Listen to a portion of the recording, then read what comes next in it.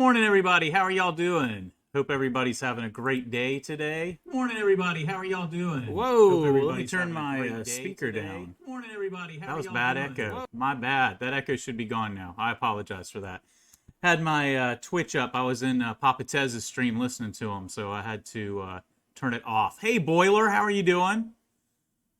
Welcome to everybody here. We are streaming Awaken Chaos Era and loving every minute of it.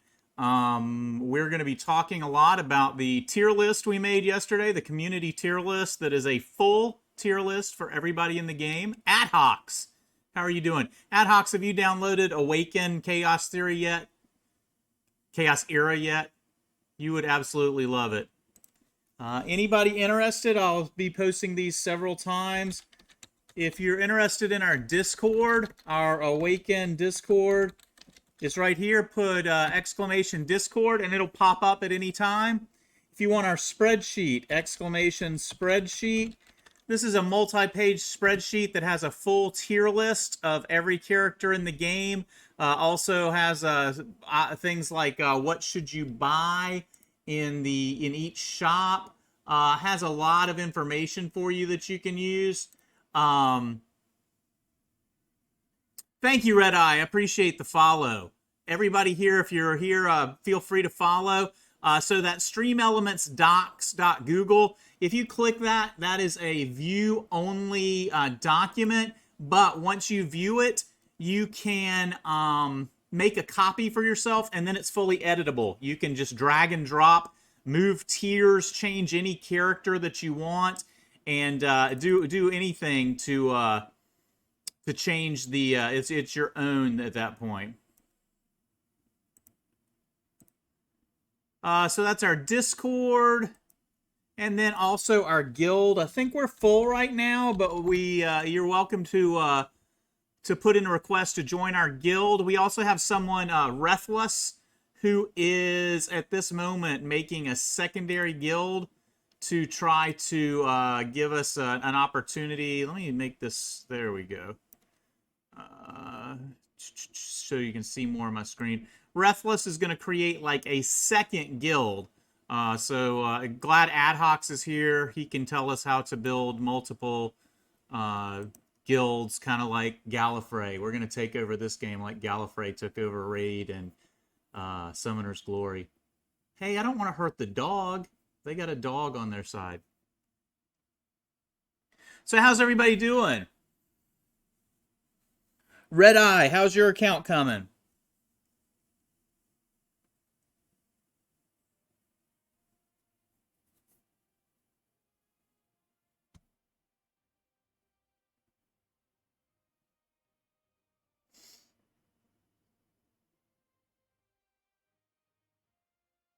Boiler, thank you for the emojis, the goat emojis. My daughter drew those goatee emojis. I love seeing them.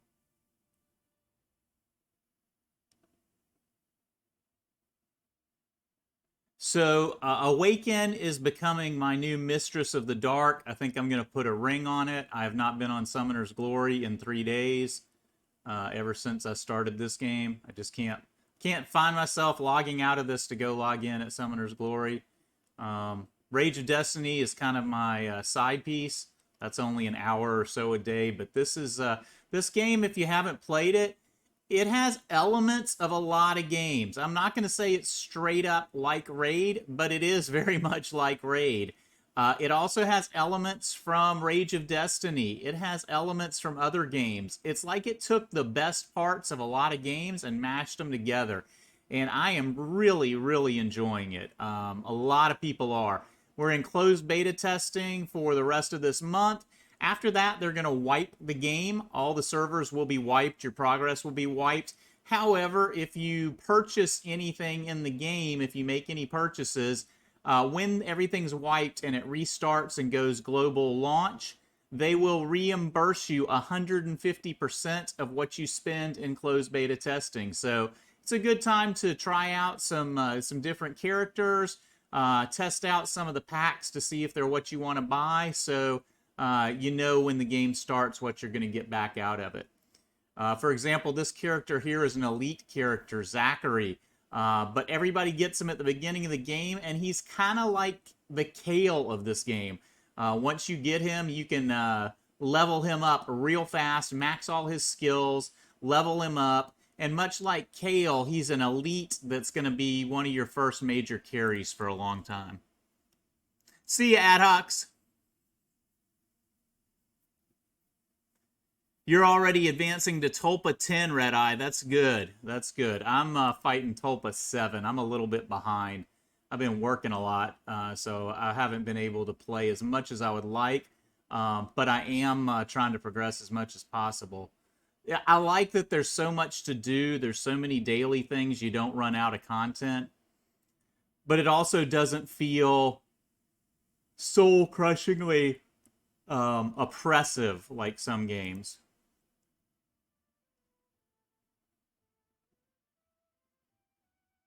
Boiler, what do you think? How are you enjoying it?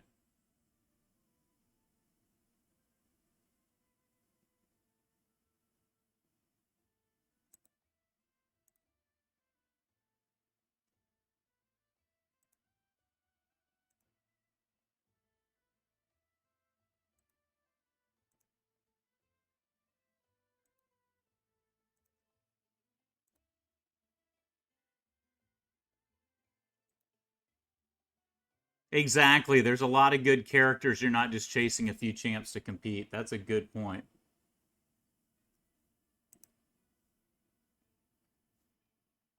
Yeah, I've seen people already putting together counterattack teams for Guild Boss. I've seen people putting together poisoning teams. A lot of different things you can do. You can really create different theory crafting, kind of like Raid again. I think this game's going to do really well.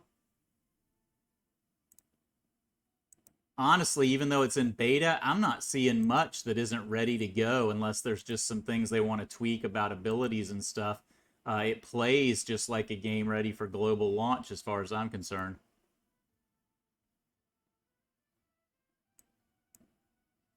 I did my dispatch. If you're new to the game, you can do dispatches. This is kind of like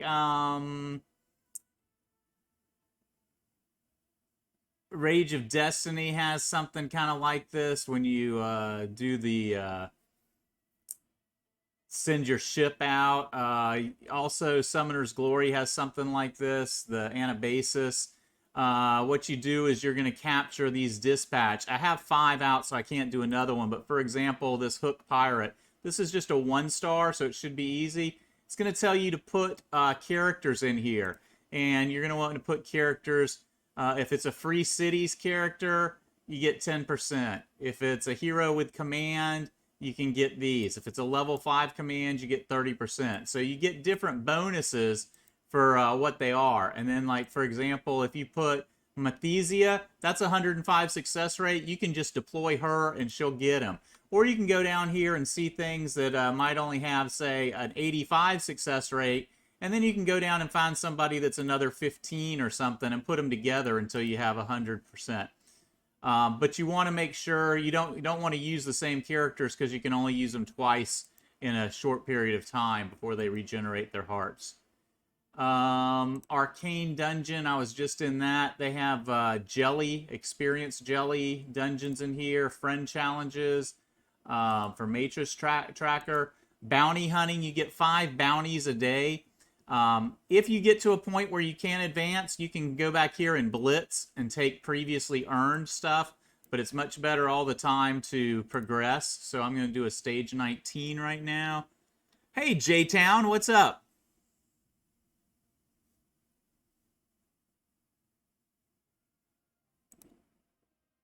J-Town, you're welcome to come get on the Discord chat if you want to.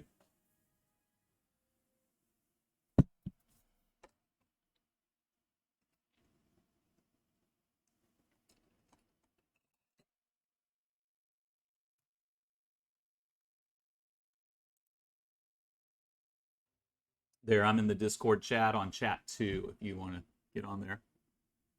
You're playing all your games? Summoner's Glory, Awaken. What else are you playing now? New World's not out yet. You're not playing Rage anymore, are you? Rage of Destiny. Hey, can you hear me? Not playing Nier.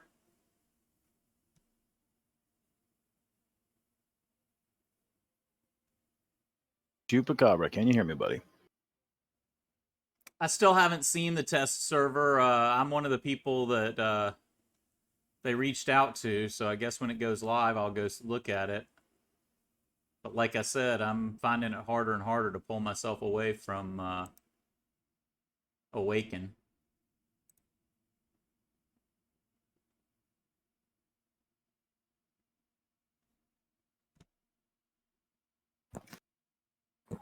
CHUPACABRA, can you hear me?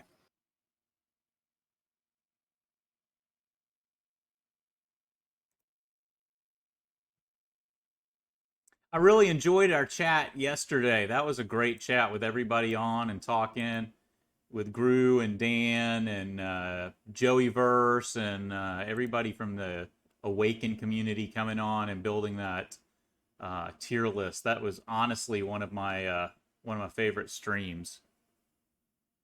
J-Town, I see you in chat. Do you want to give me a voice level? Yo, can you hear me? CHUPACABRA, can you hear me? Try again. Can you hear me? J-Town here, can you hear me? Oh, yeah, they can hear me. I just didn't have my volume up. Now I can hear you. How you doing, buddy? All right, how you doing, man? I'm doing good. Did you work today? Oh, yeah, I work every day. Monday through Friday, I'm at work. That's what I thought. Yeah, I just got home from work myself. My wife's school is shut down due to COVID. Mine is not, which was... The whole school? Damn. Yep, the whole school shut down through Thursday because of How Labor Day. big of a school? Here's I don't want to get political, but my school has over 3,000 students, and we have a mask mandate in defiance of the governor. And out of 3,000 students, we have 9 students with COVID, all in quarantine. My wife's school has fewer than half as many students, and they have over 100 cases because they do not have a mask mandate. And they have had to cancel all of their football games previous and for the next couple of weeks and cancel school through Thursday because COVID is overrunning their school. So that's the difference between a mask mandate and then not having a mask mandate. But they closed your school too for 9 kids? No, my school's fine because we only have, like I said, 9 cases out of over 3,000 students plus about 300. We got about 3,300 students and staff and only have 9 cases. Which you can make a case 9 cases is bad too.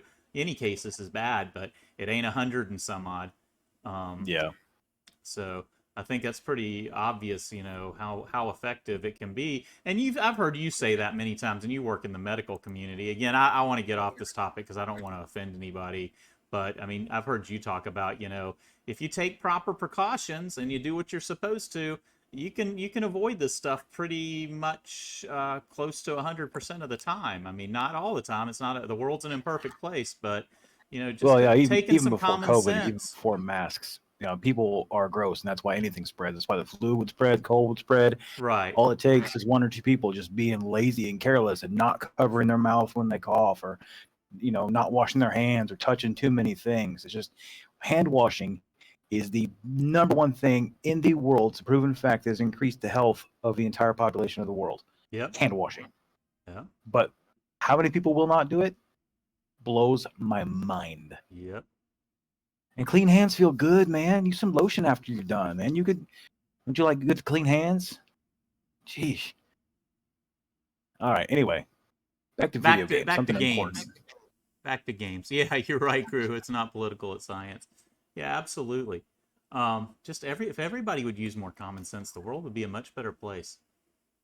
Oh, hell yeah. Even in gaming. Let's segue back to gaming now with that.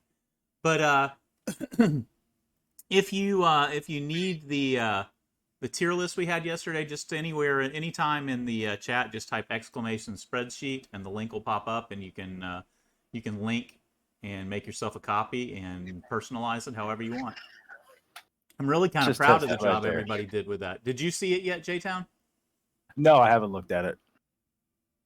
I spent the evening yesterday making my YouTube video on the announcement of SG. Absolutely. And I saw Boiler. You asked me on there. I didn't mean to ignore you, buddy. It's Choop's stream, and he was talking. Cautiously optimistic. Watch my YouTube video. You'll see my thoughts in there. I'm hopeful, but I love SG probably more than the rest of the community combined. SG is still my game. If anybody watches this back on replay, which I was impressed also, our stream last night's already had gotten well over 100 watches back, playback. So if people watch this on playback, here's a shout out to J-Town. J-Town is also doing some Awaken content. He right now is doing a lot of Summoner's Glory, Twitch, and YouTube. So make sure to follow him on YouTube. Go to YouTube, search JTown7, and subscribe so that you get a notification whenever he comes on. There's lots of other people. Dan Heilman and the Higher Standard are in our guild and always active on our chats, and they're both doing YouTube videos as well. Search the Higher Standard all together and at Dan Heilman. I can't shout them out for YouTube, but I can shout out Dan, I think, on Twitch. And this is how you spell it if you're searching him on YouTube. Haven't seen Gru the Wanderer's on with us a lot also. He was on with Voice yesterday. But anyway, we had a ton of people come on yesterday and really help with giving information and building a nice spreadsheet, at least a nice spreadsheet to start with. It's obviously a work in progress, and it'll keep moving. There's some characters that not a lot of us have seen. For example, Evelyn Firstborn is in tier 1 by herself, just based on what everybody's heard, but we don't know because people haven't really gotten her and tested her yet. Yeah, I imagine it's going to be a lot like Raid. That there's not going to be one. I mean, there's going to be certain top tier champs, but because you need different champs for different fights, that it's not going to be like Summoner's Glory, where 1 or 2 champions are good at everything in the game. Right. Like, I imagine you're going to need some top tier water champs for some of the firefights, like the high level Fire Lizard, and vice versa. I mean, it's going to be like Raid, only a lot more stuff for us to do that aren't 2 years behind.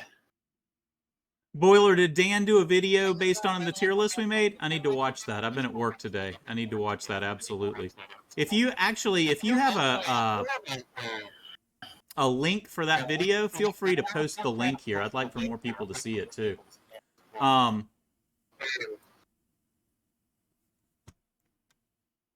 thought I heard somebody trying to get on the chat. I'm getting a feedback from somewhere. Anyway, it was nice meeting some people in the community, some other people that are really smart. Kenny was really, really smart. Joeyverse really knew a lot. Kenny had a great discussion about building teams and got into some theory crafting, kind of like what J-Town's saying, that it's not just building the strongest person you have. Like, I have a couple of legendaries, and right now Mulhex and Mathesia are in most of my teams, but they're really not doing very well at all in Guild Boss because they're not designed for Guild Boss. So he was talking about some elite characters, some basic characters that he built a counterattack team, and just really, really is doing an insane amount of damage, like 200,000 to my 16,000. I'm using legendaries and epics, and he's using elite characters, but he's got a setup kind of like in Raid, where you use some characters that are just equipped for that. In Raid, there's a lot of elites that are really strong on Guild Boss teams, and he's got a good healer, a good counterattacker, and you can build a team that heals itself and counterattacks and just keeps going on and going more rounds doing damage and counterattack, and he's figured that out. So he was talking about that. So that's another good thing. If you decide you want to go back and watch yesterday's video, I highly recommend it. It has a lot of really good information. And I'm not tooting my horn. It wasn't me giving the information. It was me sitting back and listening to some other people that are a lot smarter than I am.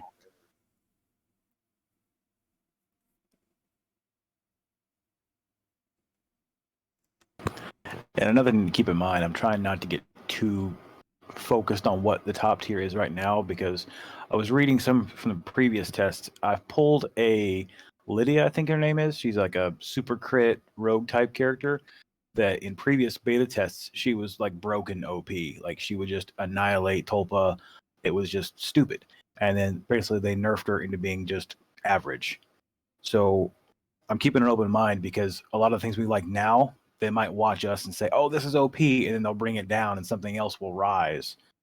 So it's going to be a long work in progress. Right, and that's why I like the way we did this this tier list, because it's on a Google Doc and you can literally just drag and slide things up and down. So you can make your own, and if there's people that you like, you can move them up or move them down. And a lot of people are talking about just that thing that you're talking about. For example, Zatlux. Zatlux kind of I wasn't in the previous plan closed beta test, but a lot of people are talking about how Zatlux just came out of nowhere and all of a sudden is just killing everybody, and everybody's saying he's bound for a nerf. That, you know, that's kind of what these closed beta tests are for. He's doing way too much damage, even considering, you know, people that like him are saying, yeah, he's due for a nerf. So, you know, we got to be careful because some of these characters might be nerfed or buffed or things like that. But at least we'll have a better idea going into it. For example, there's another character, a legendary Abaddon, that a lot of people are saying that was used a lot in beta tests 2 and 3. And I think from if I'm understanding right what they're saying, he was available very easily, kind of like how like right now we can get Mathesia or Barbarossa or whatever his name is at the rookie pool. Somehow Abaddon was one that a lot of people got early on, so a lot of people developed him and learned how to advance him. And apparently now he's not the same. And I don't know if it's because people aren't building him the same, or he's not as easy to get. But that's apparently changed a little bit too. Yeah, it feels like they're not so much testing the servers or the game stability like a lot of betas are. They're more like testing the balance, and they're using us to do that because I think they know in most games players find the metas, not the play testers. Yeah. Because we have that drive to, ooh, shiny, I want to play, whereas play testers are just like, yeah, okay, I'll play this. When's lunch break? You know, people like Higher Standard really get their brains going and they sit down with a cup of coffee and just start cranking crap out of their mental noggin, you know? Right. Like I'm using Antenua, and that's the elfin girl with the bow and arrow. And she, to me, is a lot like Coldheart in Raid. She does a lot of damage, but it's single target. Now, I'm using her in my main team because she's the strongest, one of the 4 strongest I have. But honestly, I don't think she's meant to be in a drive team. I think she's meant to be in you know, some dungeons when she has an affinity and things like that. But the same way Coldheart is kind of a niche character in Raid where there's certain areas she shines, but not necessarily all the time. And that's what's fun for me is now I'm figuring out where people belong and where they don't belong. And that's what's going to make this game fun because nobody wants to just build up 4 characters and use them all the time. This is going to be a marathon, not a sprint. You're going to want to develop a lot of characters, and you're going to want to have characters that you can use in different dungeons, kind of like in Raid where you've got faction advantages and stuff. So it's a long grind, but I'm really enjoying the fact that we get to make mistakes now and not be punished for them later. Oh, 100%, yeah. I feel like that affinity thing's really going to be a bigger deal in this than even in Raid. It's more like an elemental bonus, kind of like in Pokemon. Like I could take some really good heroes. I got a 60 and a couple 50s with their fire type, and I go up against like a water type, and yeah, not so much. Even one that's like level 40 or 50, you know, like I should be able to take that down. Nope, wrong type. Boiler, what's your last statement mean? Thousands are attacking the game instead of just a few. You talking about Summoner's Glory or Awaken? No, I think he's talking about my point that people sit down and find the metas. And since there's a lot more people in this beta than there are playing Summoner's Glory, Oh, yeah. they're getting a lot of more brain power. Right. And so they're going to take that and then rebalance the game because I don't think they want there to be any one specific meta phantom or hero, whatever you want to call them. And they have a good number of choices, nowhere near the number the Raid has, but they have quite a few. So I feel like it's going to be, like you said, not a game where you can just get your 4 because 4 aren't going to do it for you. You're going to need probably 4 teams of 4. Absolutely. And then you got guild boss. So like I've heard in Tulpa teams, you're gonna need a poisoner, you're gonna need a counterattack, you're gonna need a healer. Same thing with guild boss. There's some elites that work together as a nice unit that you can build up just for that. Like in raid, again, I hate to use the raid comparisons, but it's so they lend themselves so well because they apply so easily, and it's easier to make the point when people understand the comparison. But like in Raid, and it's been a while since I played Raid, but there's certain what's the chick, the poisoning chick that's elite, that's so good in Guild Boss, but really not good anywhere else.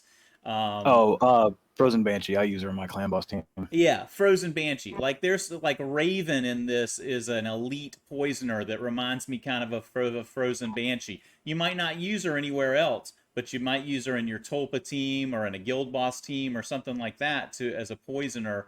The way we use Frozen Banshee and stuff like that. Oh, for Um, sure. There's going to be clutch phantoms or heroes that you need for one specific thing, and they are the best at that one thing. And when you get her, it's going to be one of those like aha moments. Like in Raid, somebody pulls a Valkyrie and they dance all day. Their weekend is made. right. And that's what we're gonna be updating on the spreadsheet. It is a living document, so we'll be updating it regularly. I want to get everybody's kit typed in there, so it's real easy for people. Like if you need somebody that's got counterattack, you can go to the top and hit Control F counterattack, and it'll hop right through and show you everybody that's got a counterattack. If you need a heal, it'll show you all the healers. It'll show you everything on there. Maybe we can even color code those for quick glance and stuff. So I want to make that document a living document that continues to help people and we continue to add stuff to. So if there's anything you can suggest that you'd like to see in it or anything that you would like to put in it, by all means, send me a PM, join our Discord. Again, you can hit the Discord, exclamation Discord, and join our Discord. You can PM me. Tell me what you'd like to see in it, what you'd like to add. If there's tips that you have about the game that you'd like to see added to it, we would love to include anything anybody has. We'll give you credit on there, and I want it to be a document for the whole community that we can all use. Yeah, I'd be really interested to get involved in the discussion about gearing going forward because, like you said, you're reluctant you want to use the raid comparison. I think you need to because there's a lot of parallels. You can tell these developers really watched the top mobile games and took all the pieces they like, most of all from raid in this one. That being said, the gearing I've noticed can roll with different main stats on them. So there's going to be certain rules that will apply. Like you need boots with speed on them. Like you go to raid, no matter what you're building, your boots need speed. There's going to be some rules like that, and finding out what those are going to be helpful to get people to get ahead. They're not going to waste their stones leveling up a pair of boots to level 12 that has HP on it when that's going to be trash for them, because they didn't follow the speed rule. Right, right. And I see a lot of people that are getting early rolls with some high star or high level gear that they're enhancing up, but not really paying attention to the fact that those are flat stat gears and flat stat gear that enhancing is maybe not the best thing because those are equipment that are not going to age well at all. Yeah, and the equipment rolls its stats up randomly, exactly like raid. So you could get a good base piece, but then it rolls crap, and then you have to trash it. Right. Yeah, we're adding a gear set to that spreadsheet, but we haven't actually started populating it. So that's something that's the next thing that we want to do. We have some day one type information. We have all of the codes that are active for the game on the spreadsheet. We have we have tips for day one, everything to do in what order. We have one sheet that is all the foodie quests in order and what the rewards are. As we get into the second level, we'll add the second tier and the third tier to that. We have information about the store, what to buy and what not to buy at each level of all stores. Things like that.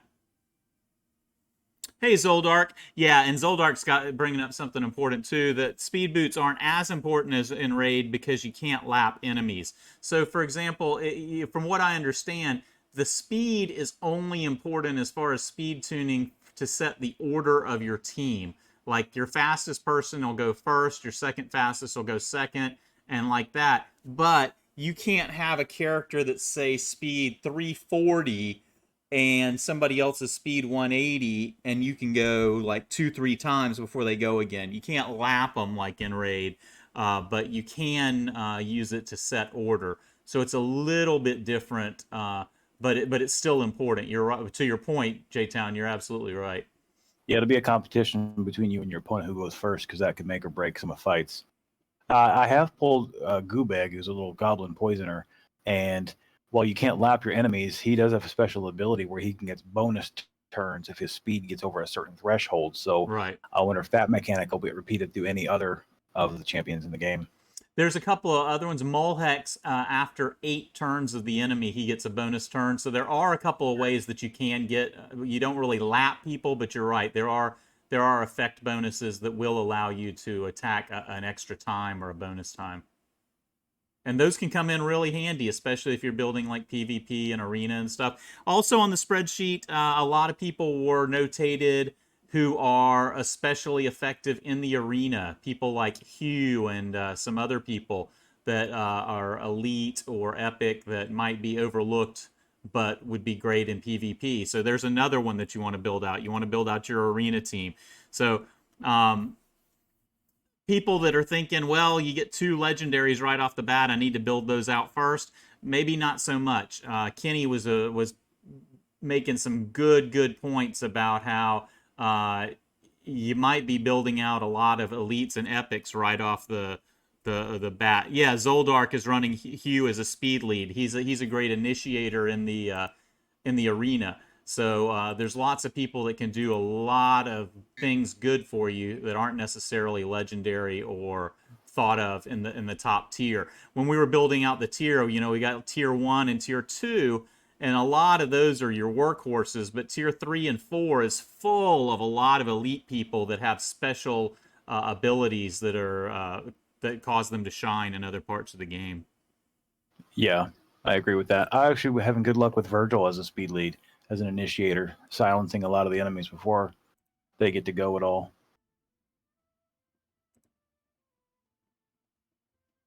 I don't know if he's intended to be that way, but that's what I used him as. But Also, it's interesting being on the ground level of this game, like, where nobody really fully knows. Like, people like Zoldark know some, but the game is still molding. It's not like Raid yet, where it's just, this is the way it is, and that's the way it is, and pull it or deal with it. Like, we're still learning, and it's awesome.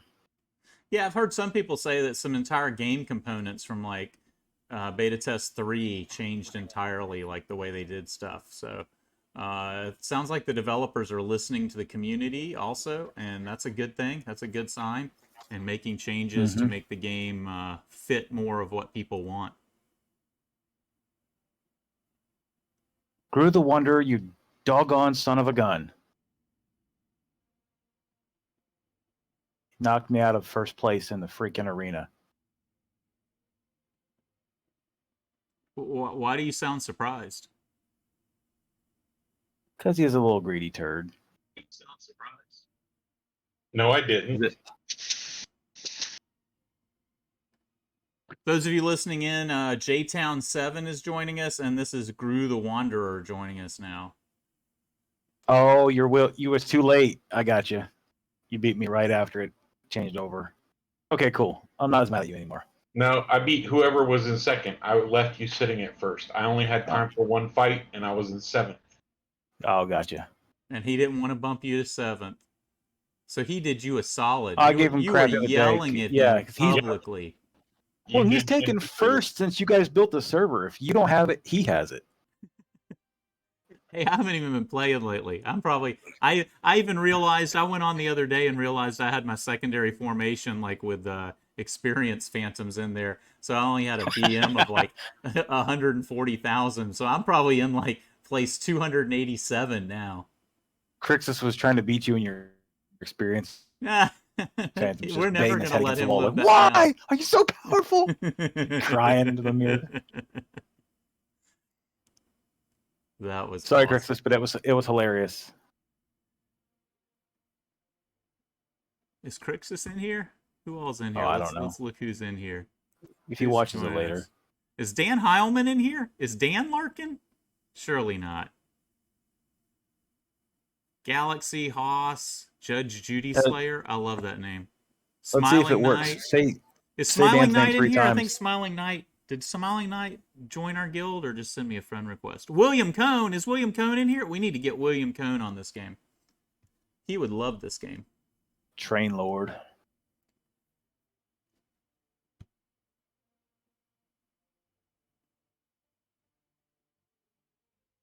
Tell you what, unless they change it, like the first step ever in this game should be max out Zachary. Like that dude has carried me through chapter 8 in this game.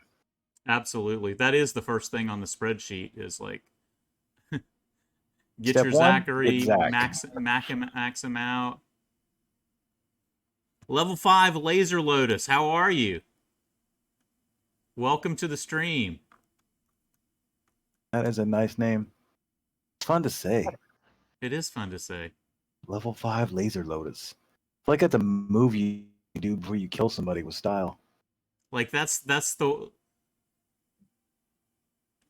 He did the level 5 Laser Lotus. that's like the droid that killed C3PO or something. Why is Evelyn first on in tier 1 and the only one? Because everybody in the stream yesterday, Joeyverse and Kenny, everybody said that Evelyn First Dawn is far and away the workhorse, and if you ever are able to get one, that she will be in every team that you ever make, especially since she's a light, and she would be in any fight that you would initiate. So they were saying that they are completely sold on her. I have not seen one. I've not used one. I've not even seen one in support that I could borrow. So no, I haven't. Absolutely, I haven't. That's why I don't know, and that's why this is this tier list is a work in progress, and some of it is speculative because there are some people that a lot of people haven't used. That's why it's created on a Google Doc that we can just drag and drop up and down. So if we find out that that's not the correct place for her, we can certainly move it up and down. But the people that were debating yesterday, that's just where they wanted to put her. They thought that she was not only level tier 1 material, but that she was head and shoulders over the other people mentioned there. But I think a lot of that was based on her kit and what they think she can do. If you say it loud enough, they'll definitely nerf her down. Yeah. Because that's what these tests are for. Laser Lotus, have you seen one? Have you been able to play with one, or are you saying that she's not that great, or that she is, or that we just don't know?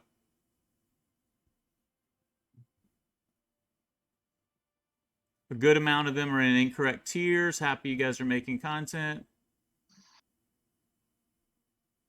Well, you're welcome to give us some feedback and help us move people around. A lot of people are clamoring for tier lists, so we were trying to put one together with as many people as we could. So we had about 40 or 50 people in here that were creating the tier lists based on what they can use them for in the game. But if you have suggestions, we're happy to move people around. Do you have any in particular that you think need to be moved?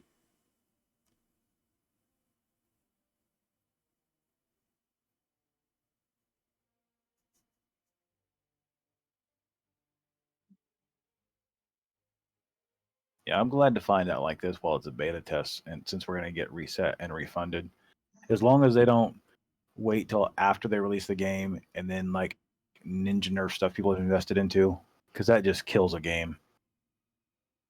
Yeah. The whole community builds up their bloody overlord, and they come along and go nerf.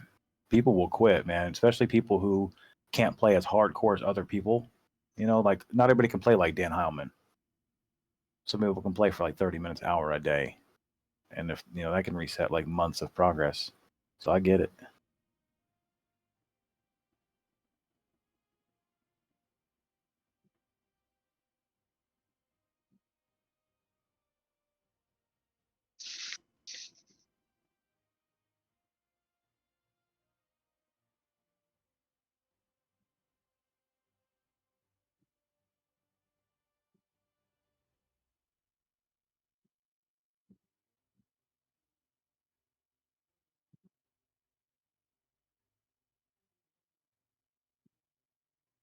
Well, at this point, all we have to go on some of them is based on their kits. So if there's errors in the kits, we wouldn't have any way of knowing that. Which ones do you are you? I mean, if you're saying that everybody is mislabeled, then um, it's tough for me to make any changes if we don't know the ones you're talking about. Can you give us a couple of examples of who we can move and how we can change them? Like I said, this is a community-based spreadsheet for everybody to do on their own. That's why people can make their own, make a copy, and just drag and drop where they want them. If anybody have any feedback that they want to share, we'll absolutely move people around. Yeah, he's saying half the list though. We didn't even rate half the list. A lot of them just dropped into lower tiers because we didn't know anything about them, so we just left them. Evelyn It's all, shouldn't be top tier without actual knowledge of her being there. A lot of people have used Evelyn, and that was not anyone that I put there. That was Kenny and Joeyverse and a lot of people who have been using those that put her there. and previous betas. The whole thing's on his Twitch stream from yesterday. You can rewatch it if you want. If you want to rewatch the stream from yesterday where we built the tier list, then please do that and make notes as you're watching it. And Yeah, I'll be happy to make some changes to it. yeah. Present your information, and we can edit it. Yeah, actually, that's one of the reasons I wanted to stream again today was so if people saw it and disagreed with any of them and had some they want to change, well, I'm happy to bring it up and we can bring up the spreadsheet and start dragging and dropping and moving people where they belong.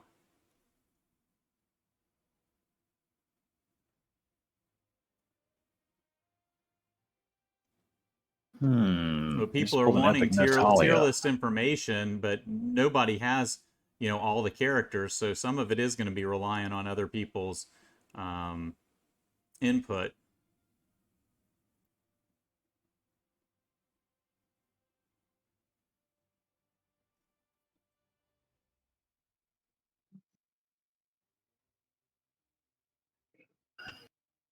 Well, we're not rushing it. I mean, we said it was a first draft. I mean,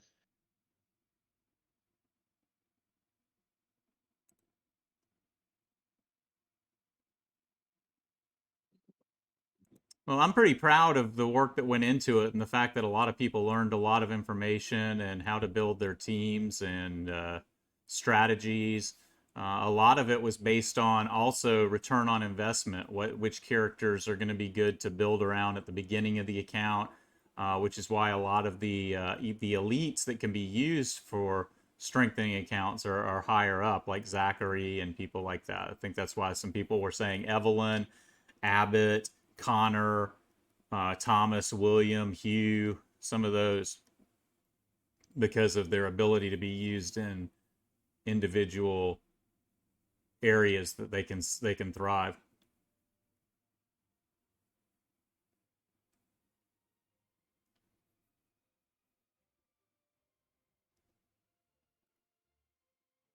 Okay, well, you're entitled to your opinion, Laser, and if you have anything that you'd like to add or suggest, we'll be happy to include it. But I do disagree a little bit. I think a lot of people that are new to the game would like some direction instead of just pointing and clicking. I think they'd like to try some characters, and so when other people have information that might help them find which characters they're more likely to use for a closed beta, I don't think the answer is not, as you say, rushing and waiting till the beta's over. I think it does a service for people to see characters that may be worth investing in now in beta to get a good idea of who they can spend their time working on to see if the tier list is correct on their own. I mean, hell, when we started playing Summoner's Glory, I watched both Dan and Hell Hades video, well, I watched Chosen's and a couple others, and it's like, here's the tier lists. And yeah, I mean, at first they were okay, but then mechanics changed. Phantoms got buffed or reworked, or what they call it, rebalanced. They got rebalanced, and hey, look at that. Something that wasn't so great before is now top tier, like Clock, for example. And that happens. But I'd rather have some information than none. Plus, the beta is still going for another how many days? Goes to the end of the month, right? So we got 3 more weeks. It's a living document right now. It's not gospel. And we can continue to work on it for the next 3 weeks. So, Yeah. Well, I understand what you're saying, Laser. I mean, I'm not upset or anything. I think I get what you're saying from your standpoint, but I do think that in a beta test, having a community created document that's identify that each person can personally drag and drop, I think it's a good place to start. I think if nothing else, it's the only place I've seen that somebody actually spent the time typing out every character in the game, what faction they're in, and where they're at, so people could at least drag and drop and make their own. So, I mean, I think if nothing else, it's a good document to use for other people to make their own decisions. I appreciate hearing from Kenny and Joeyverse and hearing from people that they have used and that they like to give me an idea that, hey, maybe I want to look at this person in that area. When they talk about, Connor being a good character for a certain area of the game, that tells me, okay, maybe I want to build mine up and look at it and see for myself, as opposed to not knowing what people are having success with. So thank you for the follow, Endemic. I appreciate that. Exactly. Thank you, Zoldark. The tier list will be changing. Thank you, Laser Lotus. I appreciate the follow. And I hope that you stay with us, Laser, and continue to give us. I mean, obviously, you know what you're talking about. Please don't think that I'm saying we know better than you. That's not at all what I'm saying. I'm actually saying I know for a fact I don't know as well as you. It sounds like you've been playing the game longer than me and know more about it. So I certainly defer to your judgment. Like I said, I know Kenny, Joey, Dan Heilman, a lot of people that have put in a lot of time. So I value y'all's opinions. So if there's any ideas you can give us on how to make it more accurate, believe me, I want to have an accurate tier list, and I want to update it regularly. So yesterday was a way that we could move things around for a first draft, but it's certainly not gospel, like Drew said. So if you have any suggestions, absolutely let me know. As a matter of fact, if you want to download and make yourself a copy and maybe move things around as you see it, and then send me a copy of it, I'm happy to look at it and make any changes, because I'm sure that you're right. I'm sure that we have people out of place. There's no doubt. That doesn't, I mean, 140 characters, there's no way we could get it all right on the first go.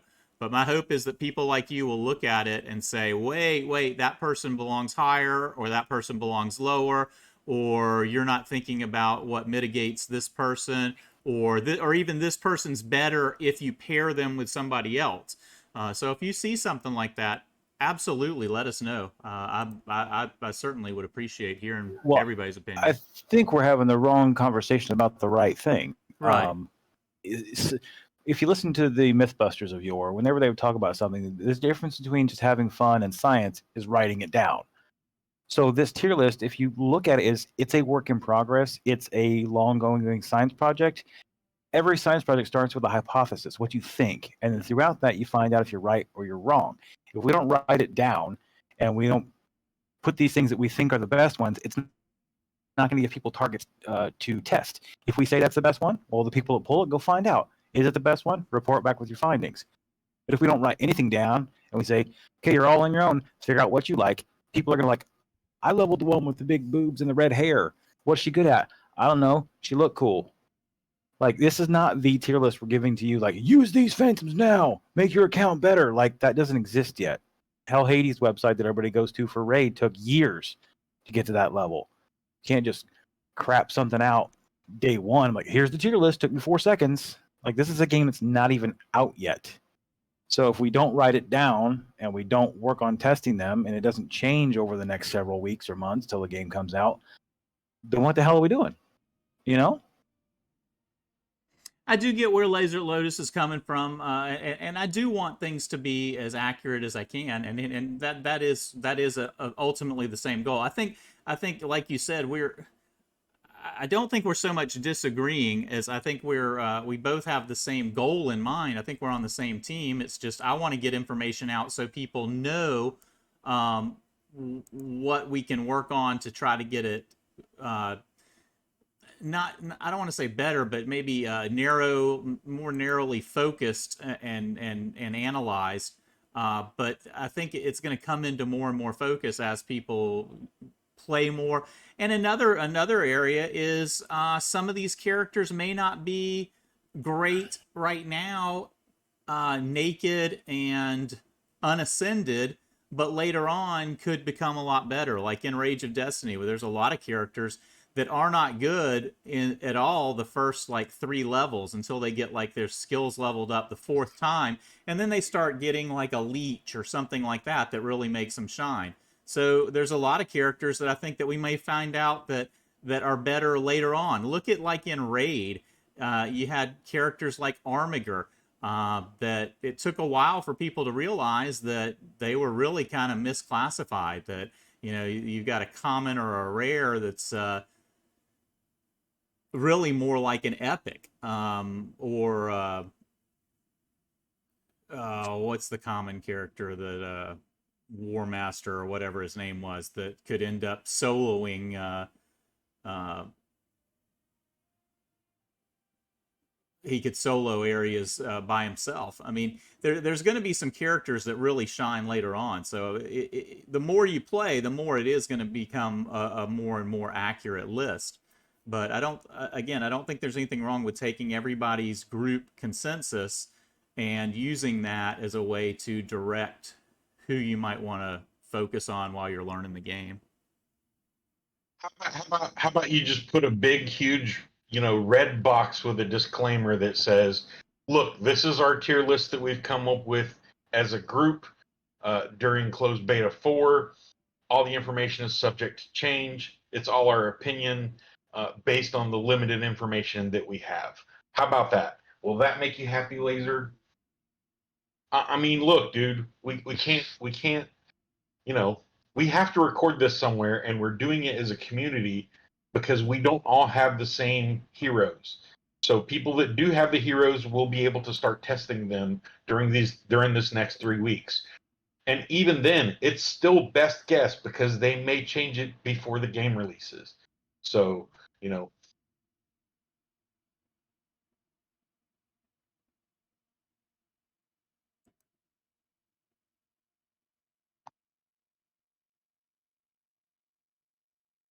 I appreciate it, Laser. I mean, I appreciate your voice and your concerns. You're welcome to do that, and I think that's great. I mean, you've made some serious points, and I appreciate that.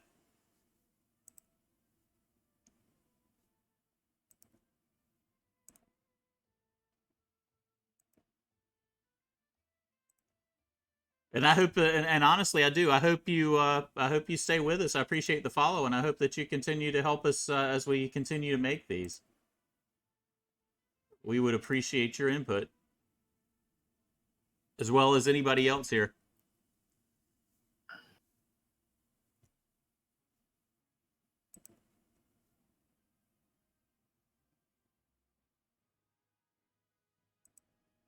On another note, I'm going to be Evo 8ing a Phantom on both server 4 and 1 at the same time in just a little bit.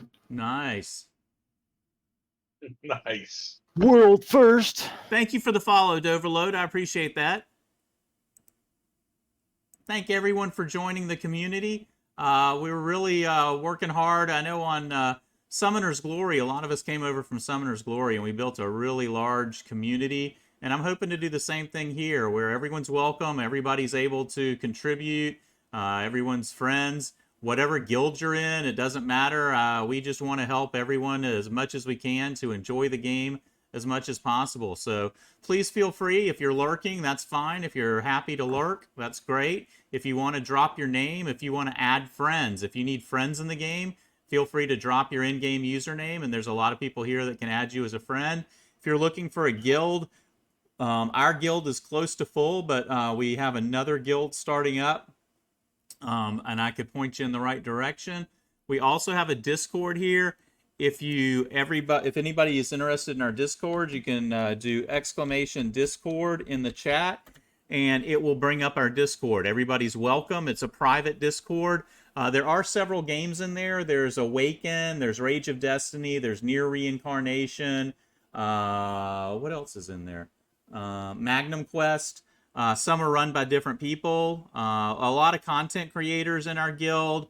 Adhocs, Dan Heilman, Dragon Grind, Ivy League Gaming, J-Town, Higher Standard, Trigger Happy John. Hey, Andemic just joined the Discord. Welcome. If you do join the Discord, you can choose which games you want. There's a channel in there at the top that says game enrollment. If you scroll up, you click on game enrollment, and you will automatically have access to all the games on the Discord. But if you go to game enrollment, you'll see Rage of Destiny, Nier, Summoner's Glory, Awaken, and Magnum. If there's a game you do not want, click on the appropriate tile below it, and you will be removed from getting pings about that game. Like if you only want to do Awaken, then you can click each of the other ones, and you will only get pinged if there's something that is posted for Awaken or whatever game you want. So it's a kind of a nice setup. Yeah. I didn't realize it was opt-out. I thought it was opt-in. I had it set the other way. Yeah, it is a little. We just set that up, and Crix has just set, and Joey B just messaged the same thing. He was like, "Why am I getting pinged for Awaken?" And I said, "Did you opt out?" And he was like, "Oh," he said, "I went the other way." So by all means, that way we don't want to do like at here or at everyone because we don't want to ping people unnecessarily. But so if you just want news about Awaken, just opt out of the other one. So whenever we post at Awaken, it'll just go to the people who play that game. So that's a way that we're trying to simplify your life. So that's the Discord. Also, the guild is CHUPACABRA. You can always apply. Sometimes we are able to make some room. I was hoping that in this game there would be an opportunity to have the guild grow. People are telling me from the other betas that they haven't seen that be the case. A lot of games, when you reach level 2, you get like 5 new members and stuff like that. Since it's not active that way in the beta, I'm wondering if that's something they'll add when they get to the full game, that maybe when you get to level 2, you get 5 more, and level 3, you get 5 more. And if that's the case, then hopefully when the game launches, we can get more people into our guild. There is also someone named Rethless, and I think his guild is being made now, and it's called Rethless, and they're going to be linked to our account too. So a lot of people on our Discord will be in the guild Rethless, so that's another one that you can apply to. If you'd like to be in our guild, you can be in the Discord without being in the guild. Everybody there is really friendly. We post a lot of good information. Like I said, a lot of content creators post their stuff in there. We pin a lot of our information in there, and you can help us with building those tier lists like we were talking about. What other do I need to put in there? So we've got the Discord, we've got and then the spreadsheet again. If you'd like to see that spreadsheet, it's just ! Spreadsheet. You can click on that link. That's the spreadsheet we've been talking about. You can see it as a view only, or you can make a copy of it for yourself, and you can drag and drop everybody in there. We're trying to add everybody's kit list in there so you can see everybody's kit and have a singular place. No, I have not made my first 60. I'm on 50s. I was a little late to the party with Zachary, so I need to work today on getting Zachary to 50, and then I need to get my foodies up. Honestly, this week with getting back to work, I haven't been able to play a whole lot. I've played a lot to enjoy playing it, but not enough to hardcore crunch and really get into the level 60. But that's my next step, is getting somebody to a 60. I'm trying to grind some crystals to be able to maximize people's skills and then get somebody up.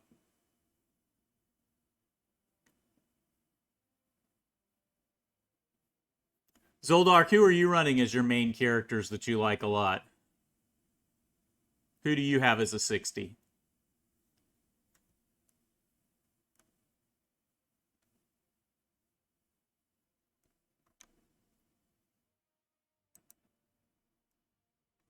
Thank you, Doverload.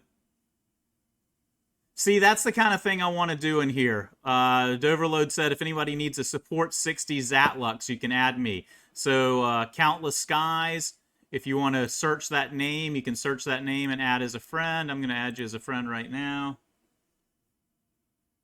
My name is CHUPACABRA in all capital letters in there. I just deleted a few friends so I would have room to add some more.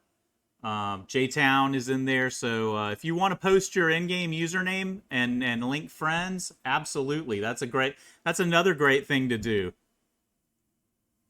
There you go, Zoldark. That's the kind of thing I want to build in this community, is everybody being able to work together and find characters they need and stuff like that. So that's a great idea, Doverlord. Yeah, I got my 60 Zach. I know most people probably have one, but if you need to borrow mine, I got up to 60 tonight. Bon Scott 87 for a couple days. Bon Scott 87, thank you for the follow. I appreciate that.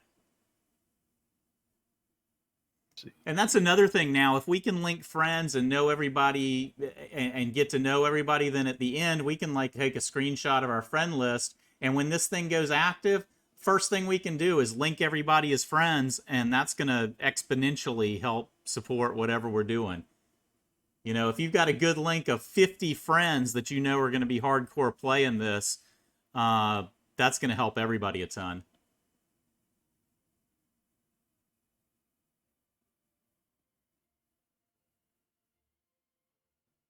Sorry, J-Town, did I interrupt you? No, you're fine, buddy. Your stream. It's our stream. I just got my Zach to 60 tonight. He was at 58. I had burned all my jelly, but got him to 60 maxed out. Just need to work on his runes and some gear a little bit. I'm searching his ID and I don't. Do I need the pound sign? Yeah, you need the pound sign if you use the number. Okay. If you're using numbers, you have to include the pound sign.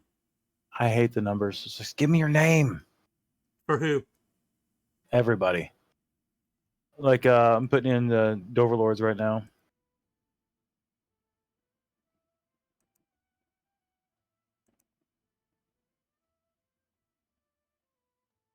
Brings back nightmares from Nintendo friend codes. Oh God, they're terrible.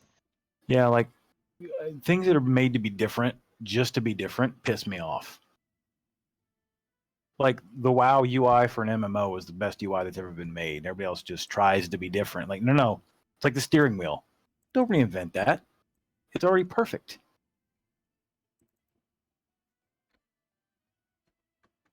But what about a footprint gas pedal? That's stupid. Don't reinvent that. Throw it in the trash. On your Hemi. Oh my gosh. Gonna make me vomit. Thank you, Countless. I sent you a friend request. Zoldiark, are we already friends? I'm not sure. Yeah, Zoldiark, we're already friends.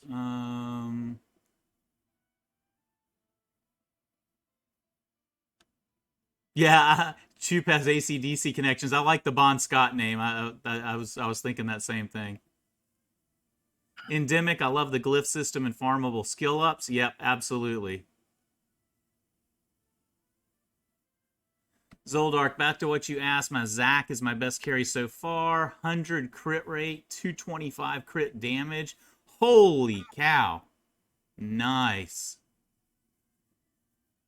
Gru's name in the game is just Gru. Have an Ascension Scroll, but I think it's best to be saved for a Legendary because they're harder to come by. I'm super tempted just to up my Zatlux.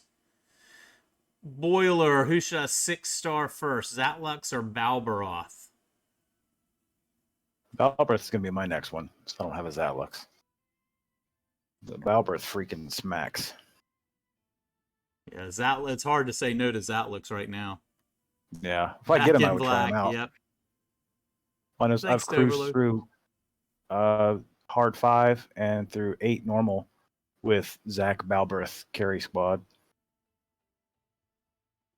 Is there anybody else that wants me? You played Ace a lot in the last beta, like what you saw, although I don't want a game that's like a job. It's why I quit Raid long ago. Absolutely. Bon Scott, I'm with you 100%. I won't go into why I quit Raid because I've talked about it a lot, other than it was the Brogni fusion. I had no problems with it, but I just didn't like the way the Brogni fusion was handled for players that didn't grind as much as I did. I thought it was kind of a brutally dishonest way to grind money out of people that hadn't played as much. But the main thing is, like you said, it just got to be every day. Brogni is the new god tier unit. Well, I've still got him over there. It just got to where when you get your account good, you play Guild Boss and it's like a 35-minute fight and you do it 3 times and it's like you're sitting there for almost 2 hours just sitting there watching the game. And then after that you have to do faction wars, and again, when you're getting good, you're at level 20 on all the faction wars, and those are taking you forever. So it's like the better you get, the longer you sit in front of your computer not able to actually play or interact with the game. It's almost like the better you are, the harder it is to find a way to do everything. I have to say right now, though, this game feels like it's got as much time involvement as Raid. I honestly hope it slows down a little bit once we get to max level or near the cap. Because right now it feels like if you don't play 13 hours of the game, you're behind. It's like, God, what?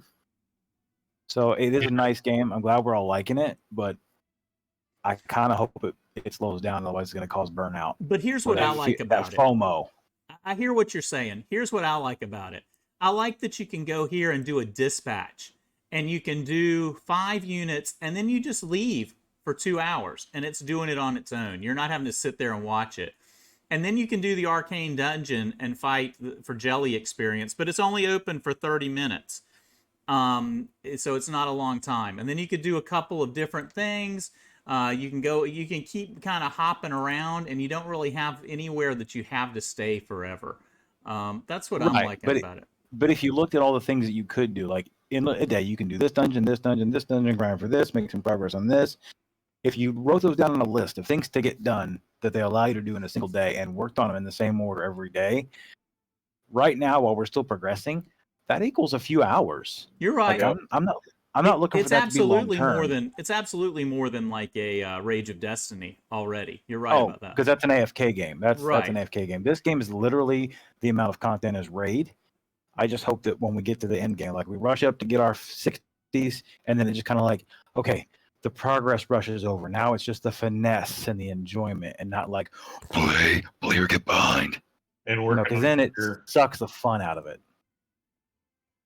And you're playing as hard as you can because your favorite guy you like to watch on YouTube is way ahead of you because he don't have a job, you know. And you're just like, you play a decent amount and you feel like you can't make progress. So I hope it doesn't stay.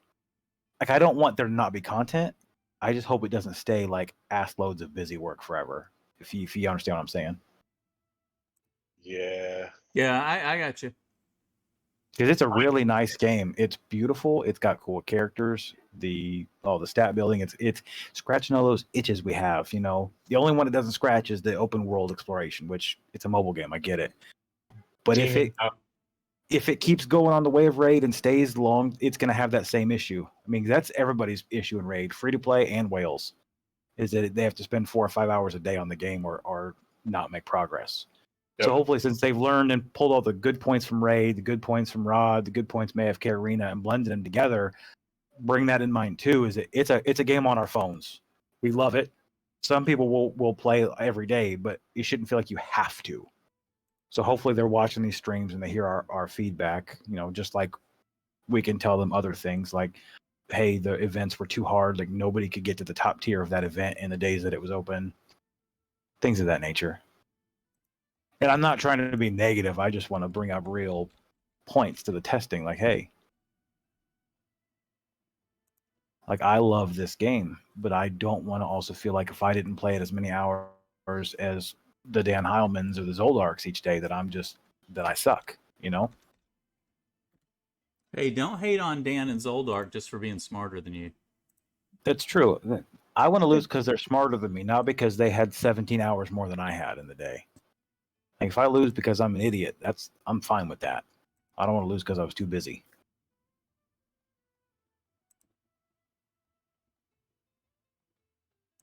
Nice. 4-star speed Raider Blade.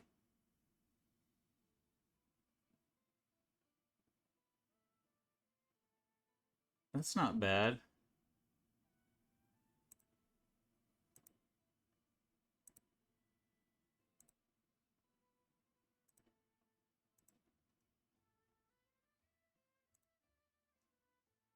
I mean, for a 4-star, it's pretty damn good. Considering how little equipment we have at this point. Yeah, the equipment is a problem though. Like upgrading takes way too many resources, and farming is crap drop rates. Mm-hmm. Yeah, I like what Joeyverse was saying that the is it? The endless trial used to give a lot more, but now it's not. Wait, you have completed this. Why can't I advance then? Because you did it already? I did it yesterday. Yeah, I did mine yesterday. I can't do mine today. Oh, okay. Maybe it's every 2 days or something. Okay. It's interesting that they allow us to progress so fast in the game to get to level 50s on day 1 or 2, but you have to work yourself up to the 20, 30, 40 level of that. So basically, I had to power through the level 20 thing and get like useless crap, and it didn't matter what artifacts I took. I could pound the hell out of the game, you know?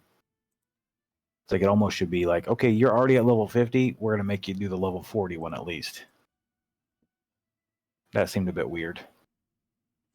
Yeah, Zoldark, that's kind of what Joey was saying too, is that it used to give a lot of better gear and stuff, and it was good before, but now it's kind of been nerfed to the point that it's not worth doing.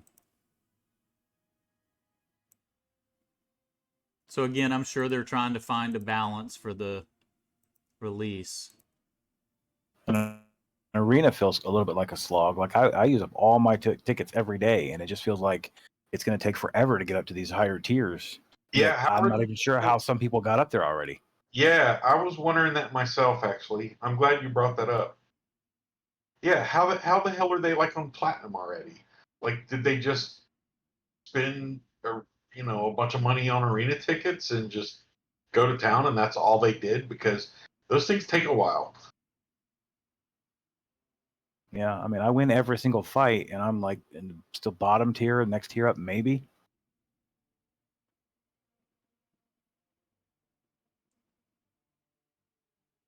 Of course, we are the noobs. We only started in this last beta test, so That's true. with the guppies in a big pond.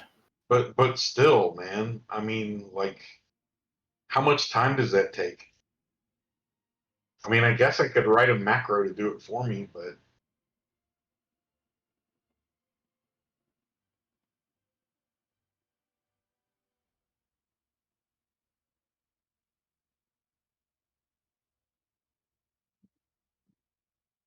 Yeah, I don't want to get burnt out before the game even launches. Like, I want to play a good bit and feel it out. But we're going to be repeating basically almost all the things we did right now. Like, we're all going to pull like the best champion in the game, and then when the game launches, we don't get the damn thing. yeah. Were the good old days of beta?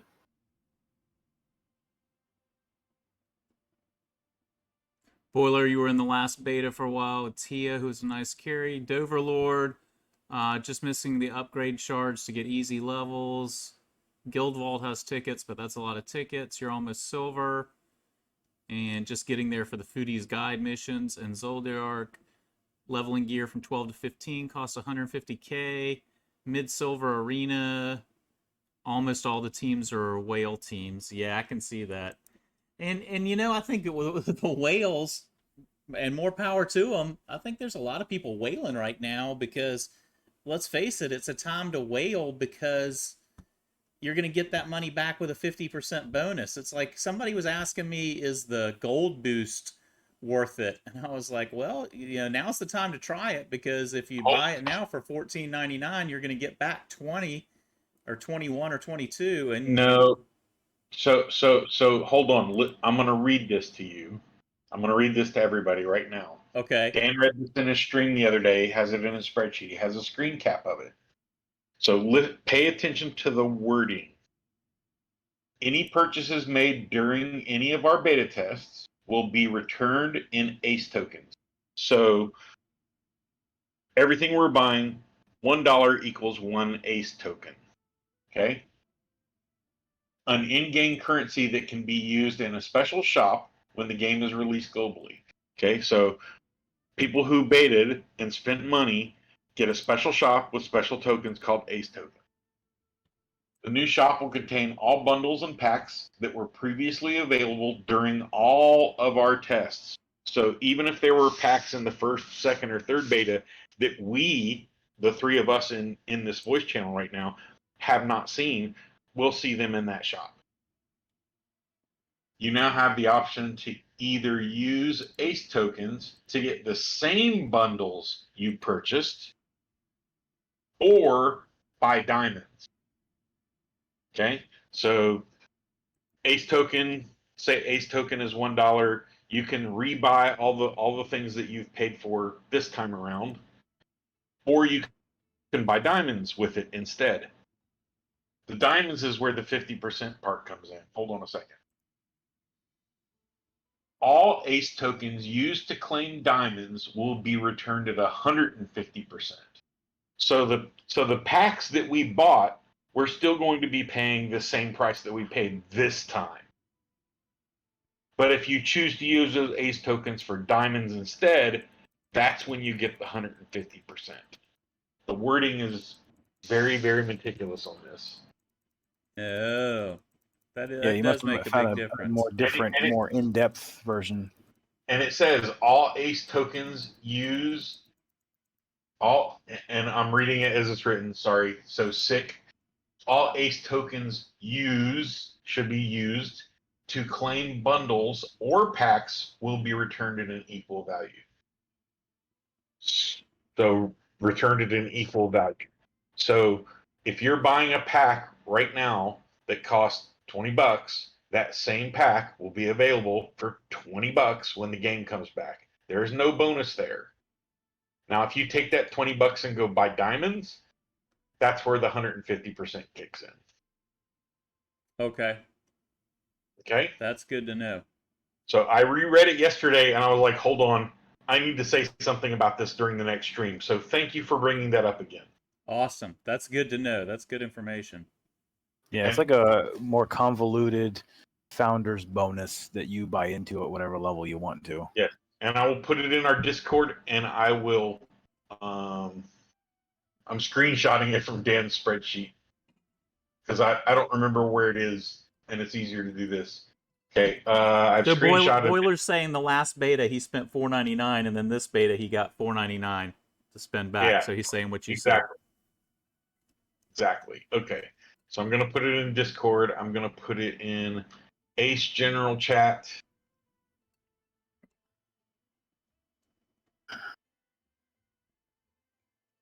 And Has anybody found anything in the game that's a really good XP grind? Like if you just want to get some levels on your character built up.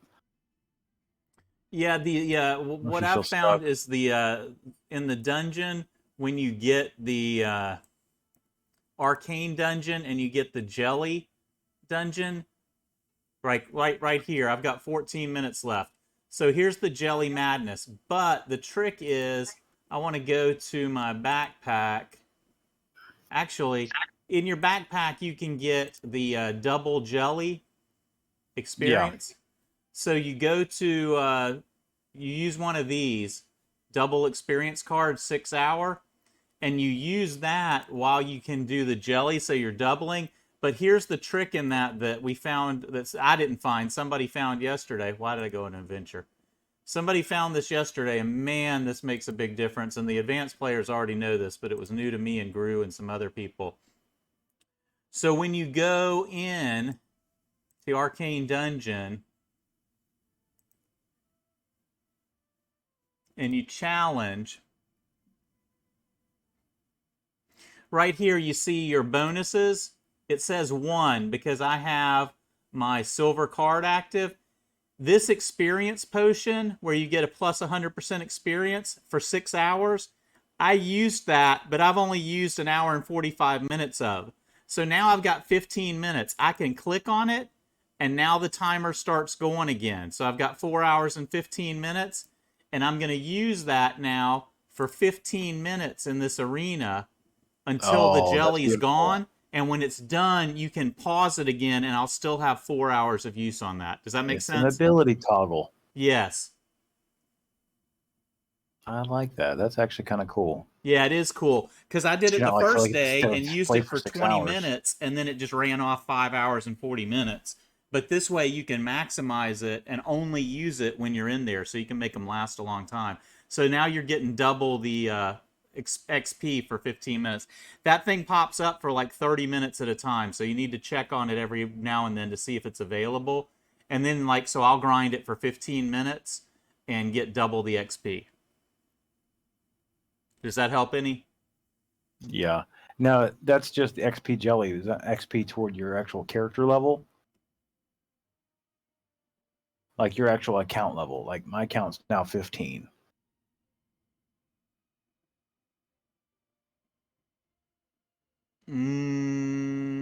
I think so. I think it's doubling your all experience that you get and that is earned.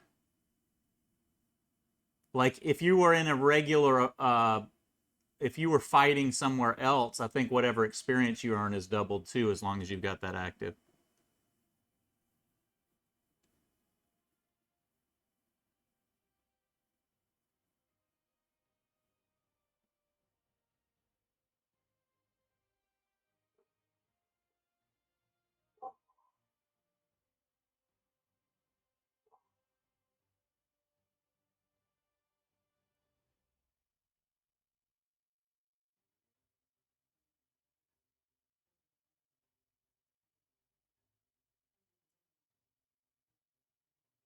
Endemic, you missed out. You thought the double XP stipulated only in adventure.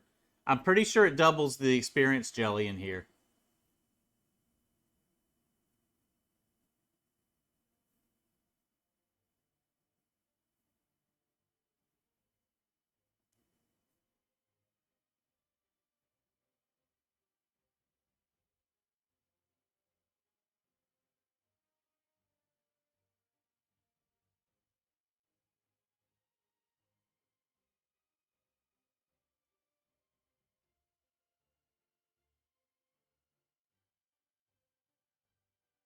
For some reason, these things remind me of the rodents of unusual size in Princess Bride.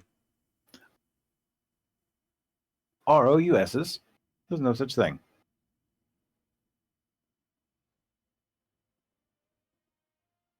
That's like my favorite movie of all time. Zatlux is silly in the Arcane Dungeon. Does he just walk over everything? Just AoE all of them?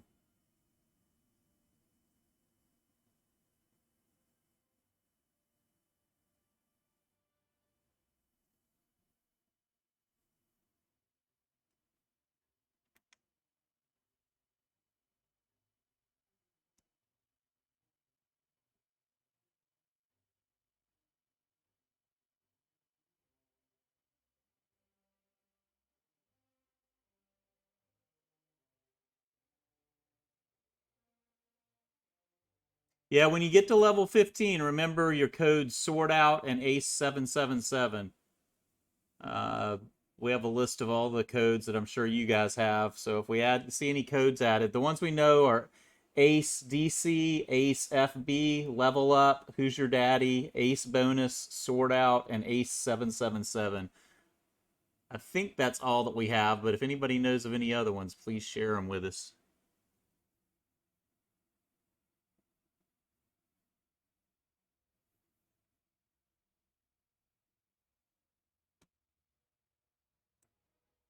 See if it's legit. As soon as I can remember where the hell it is. Oh yeah, settings. All right, let's see what it does. Because I do not see this one on the current list. Code does not exist. For What which did you one? type in? I found an article from theclassify.com on Ace, and they have the Ace FBK code, which we know is good.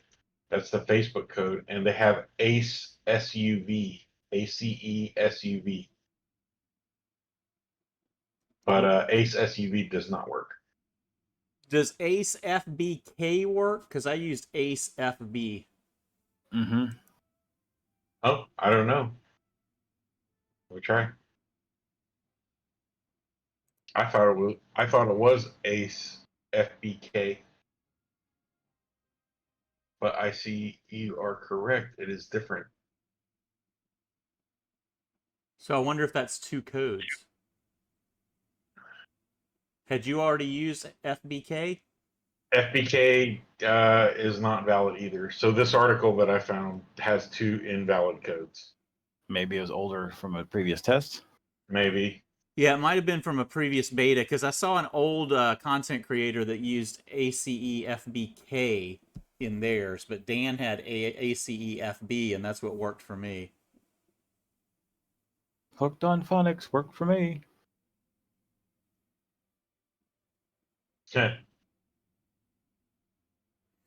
Doverload, were you doing it right now? I'm wondering if the jelly shows up for everybody at the same time. Somebody told me it was triggered by just random runs you're doing, but I'm wondering if it's on some sort of timer that it pops up for everybody at the same time.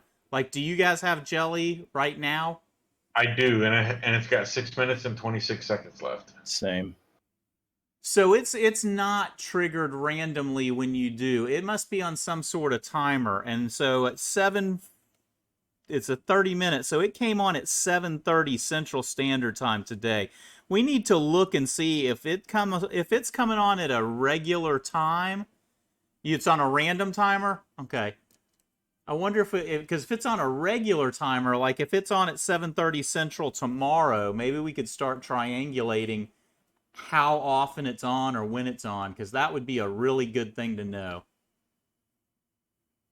Yeah, I asked about it yesterday.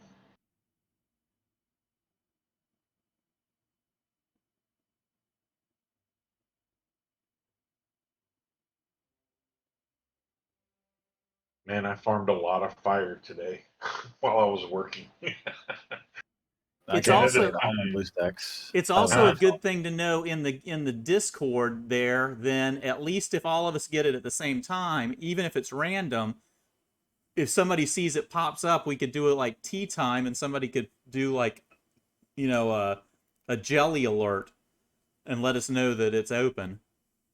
peanut butter jelly time. Which means just post like at Awaken, uh, jelly, arcane jelly open or something, and everybody that's in there Jelly. would get pinged. What else are you going to call jelly? Just at jelly. That's it. That's all you need. Yep. Petroleum jelly. For when J-Town lotions his hands after he washes them. Well, it's petroleum jelly, so it doesn't absorb in the skin and get just lubricates on top. It's gross.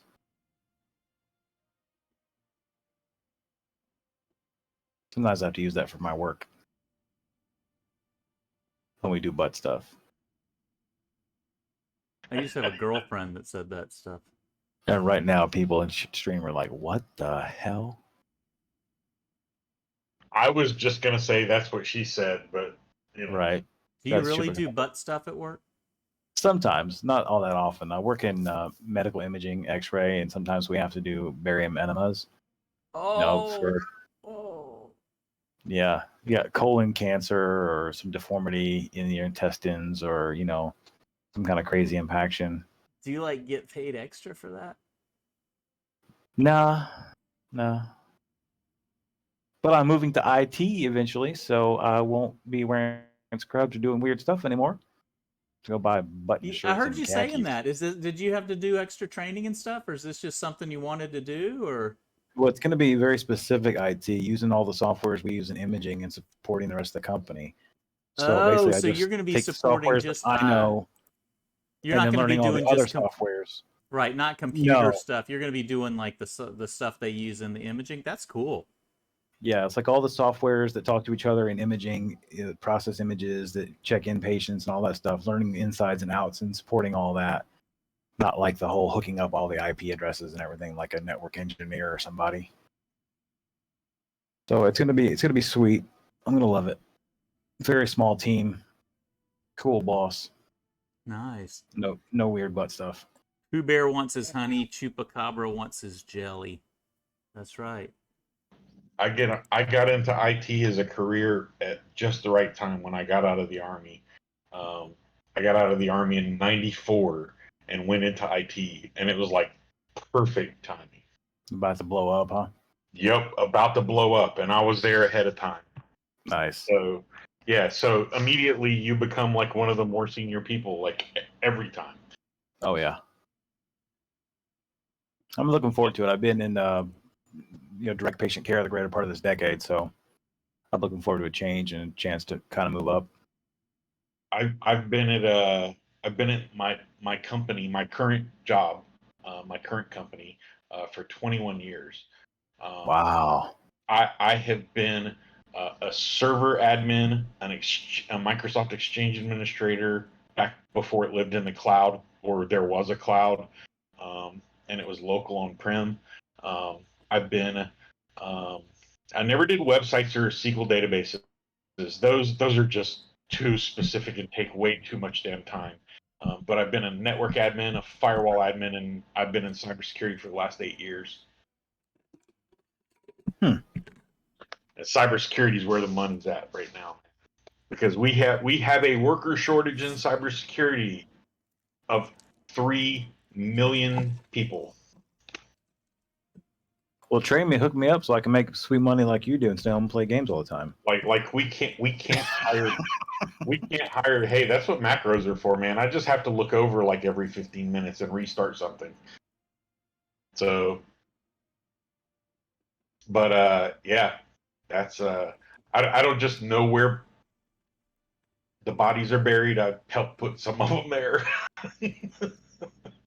Nice. Endemic yeah. says, "Imagine getting a tip for butt stuff."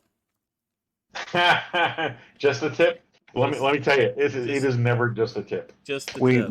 we make that joke all the time, and it is just a tip. We have special enema tips. So we like this, and we have to pump the barium into the entire intestines, which takes a large amount, and it is unfortunately white. So my current favorite joke is, yeah, we do anal. It's just a tip, but we have a huge load. Oh my god, that's Oh, And amazing. that was complete professional medical jargon. That was not professional promoted medical at talk right all. here, man. When I had to go when to the college Twitch for that stuff, moderators okay? look back on this for the complaints, that was JTown7, Hey, no Who- publicity is bad publicity, who right? has his own account. Oh my goodness. Hey, you have to be able to have levity about stuff like that, otherwise you're not gonna be able to handle it.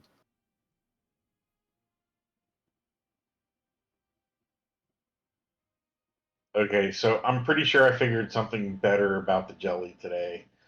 And I don't know why I didn't think of it earlier, but eventually You I did. put it on toast instead of your butt. No. I'm talking about what Chupa's fighting right now on screen. Oh, yeah. For the jelly runs.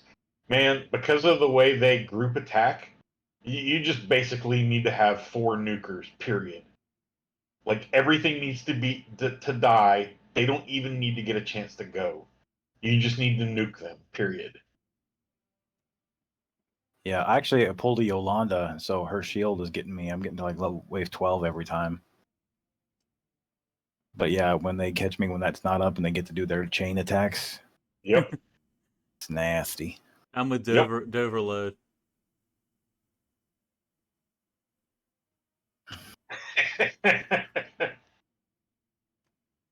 What about a Overload is counterattack your first team? name Ben?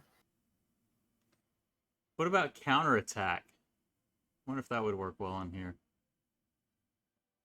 I see what Counterattack? Drew's saying. If you just have all AoE attack just to lay them all down. Yep.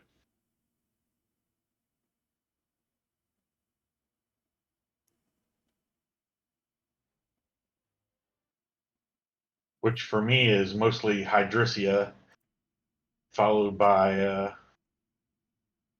Zach. Yeah, I need to get my Balvareth faster than my Zac then, so that there's things closer to death for Zac to kill one and get his bonus damage. I really like that mechanic. I think that's what makes him so awesome. All right, so I just cleared wave 13 of that.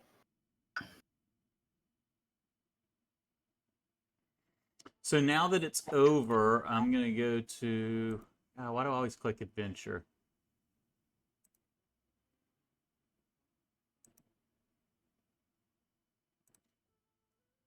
Are you still running your gold bonus or your XP bonus? No, it's 8:04. It should be over. Yeah, I was still in one, so mine's still running. So I'm not dead yet. But now I need to go into something, J-Town, and turn off my... No, just go back to your tavern.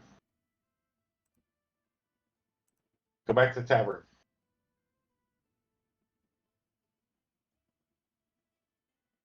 Click on bonuses right at the end of your name. Oh, Yeah, I see the it. flask picture up top. The little flask. There you go. Uppy, so, uppy. so there you see J-Town. I just clicked it, so now it says buff mode disabled. So now I love it. it's paused, and then we still got 4 hours of it. Yep.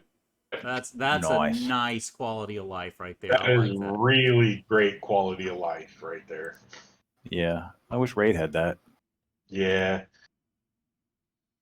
I mean, yeah, the bonus on my raid account was it had like 32 weeks left or something. So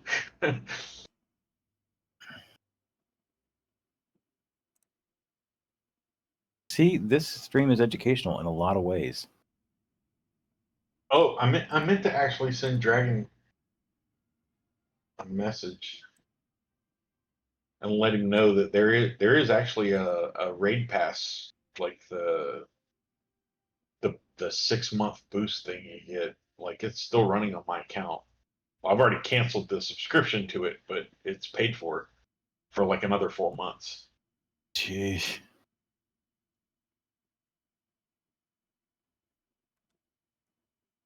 Well, he said he'd find a good home for the account. I just really would have felt bad if I totally abandoned it and all my work. I'd rather see it go to somebody who will play it and enjoy it. I just didn't have time anymore. Not with SG. Yeah, I play Raid passively. Like right now on my screen, I've got 2 SGs open, a Raid open, and then Awaken. And then I also have SG on my phone. I'm not addicted or anything, I promise. That sounds like what my wife and I say about our dog. I always tell people all the time, he's not a child substitute. At least that's what his pediatrician says. Yeah. It's only a problem if I go to the doctor, Oh, right? you're right, Doverload. Thank you for catching that. My speed bonus is off. That is some damage on the guild boss. That's Kenny. And Kenny was talking in yesterday's stream. If you want to go back and watch yesterday's stream, Kenny gave a master class for about 30 or 40 minutes talking about clan boss guilds with counterattacks and things like that.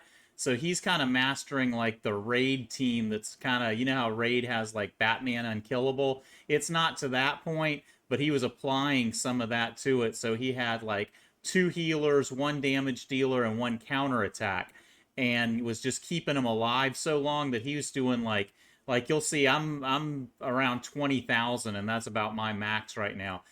Kenny's doing 200 and some odd thousand because he's got that team all geared up and ready to go. And again, he's using like elite characters and not epics and legendary. I'll show you his damage here in a second.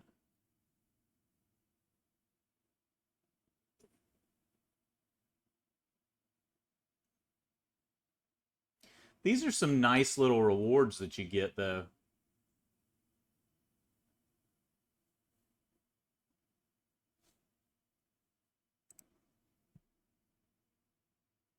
I just wonder if the game will have the staying power. You know, like once we get past the phase of like endless shinies. It's pretty generous right now with some of the stuff it's given out. They're building up that dopamine, that addiction in our heads. Yeah, I think he was using the girl with lifesteal also in there. Marion? Yeah, I think so. Good. I started working on her. I'm See, gonna here's finish building Kenny her at then. 276k. Dan's at 181. Red Eye is at 135, and then Gru's at 80. That's pretty nice. I'm way down here. Oh, I'm down there with you, buddy. Yeah, I'm at 24. No, you're at 24. I'm at 21. Fantastic. Does it show their teams? Like, can you click on the little thing and Yeah. yeah, what Endemic said. That's one of the best features about Raid is that when you see somebody go crazy on Clan Boss, like, huh, what did they do? How can I do that as well? So he's using a Connor. Connor's one that has counterattack and heal. This one, what's that? Black. What's It also helps having Hydrisia. Yeah, Hydrisia helps. He's really strong for this. That's a healer from the Raid Pass, isn't it? Yeah, and like Endemic has said, these are all level 50s. It's not even like he's maxed at 60s. But you see how you got the elite at 5-star and 5 ascension? That's kind of like the Zac thing. You can build these guys out, and at this level, you know, they're as good as you know, legendaries that aren't very ascended. You know, you max their skill set, ascend them 5 times, and get them to level 50, like Zac and stuff, and you can do some good stuff. Here's Dan's team. Now his are all 60, and he's doing less damage. Dan has 3 legendaries and an epic, all 6-star, and he's doing less damage than that team of Kenny's. That's where we get into like theory crafting and stuff. Oh yeah. For sure. For sure. Red Eye is using... See, he's using a level 40 Connor. So Connor, you're seeing, he's got a good Zatlux, too, and Hydrisia. But this... Oh, and he's got Windstrix, too, for speed. But Connor, you're seeing 4-star, 4 Ascension. He's being used on a lot of these really good teams. Because he heals and counters. Does he give the rest of your team counter or just himself? Don't get me to lying. But here's another one. Knight is using a 5-star ascended Connor. SS Knight. Here's Zoldark. So you're seeing a lot of... You're seeing Zax. You're seeing... What is this? Blackburn or Blackthorn? So you're seeing a lot of similar characters in here. Gru's, you see, here you go again. Gru's using Hydrisia, Blackthorn, and Zac. So you can go through like J-Town saying and see other people and see what people have in common.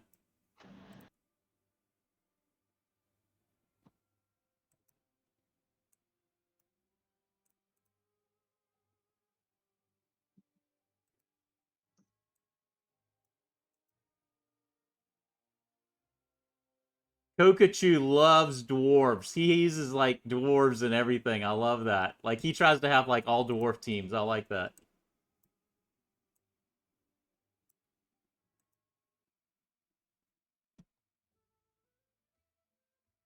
Endemic, I see a lot of Connor and Arena 2 built really fast. Yep.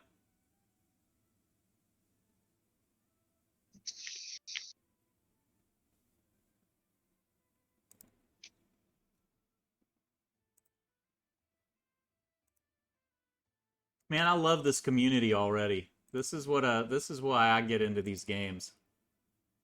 Anybody who hasn't dropped a follow, please drop a follow. It doesn't cost anything. You'll get notifications when we're online. We'd love to have everybody here as part of our community. Thank y'all so much. Hope that we can stay together and complete Be friends the game together. forever. Wait, Except for J-Town. No, except for Murder Inc. No toxicness in this group, please. He has attack down, a shield, attack up all teammates, and healing for the team. Shield reflects damage.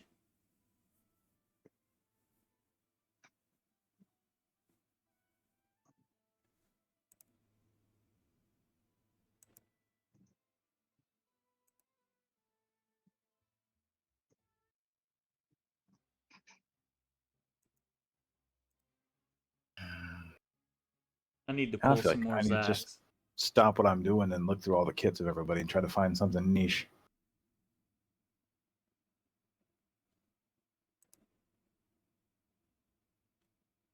All right, just got some diamonds. I'm going to do some summons here.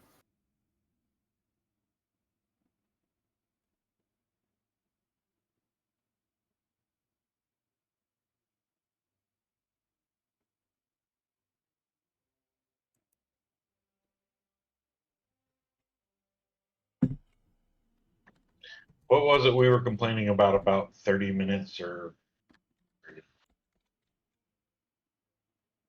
I'm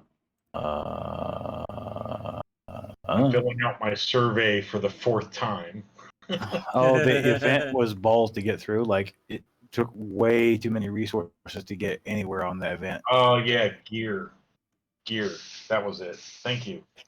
You're welcome. Hey, we just got a bunch of people to the Discord. Endemic, Sagittarius Ice. I love this name. My name Jeff. I love that. My name Jeff. I love that movie. 21 Jump Street's one of my favorite movies. Scooter, awesome. Welcome to the Discord.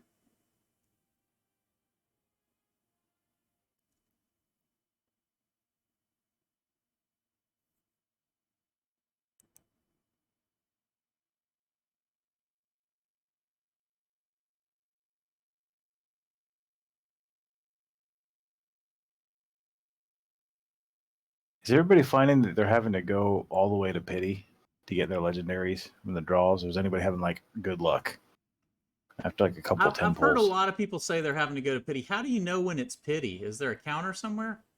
I haven't seen a counter. You got to keep track in your head. According to the game, you should get out of every 100 advanced draws, you should get a legendary. What up? Who's here? Crixus. Crixus! What's up? How are you doing? Just got out of work and I'm watching you stream now. Counter is near the 0%. Dover, are you talking about, is that a pity draw? Right, but it never goes up for me. It just sits there and says the 0%. Holy cow, what did I just see? I need to be battling this more often.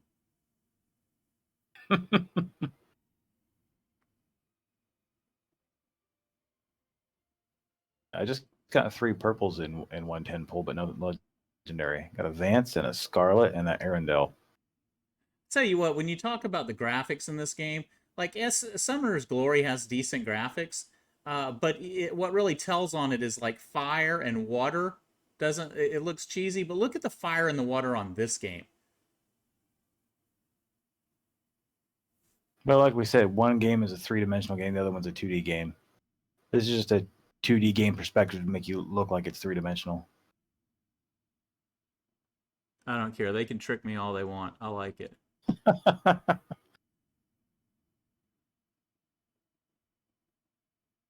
I'm shallow enough to admit it. Shallow enough to admit it.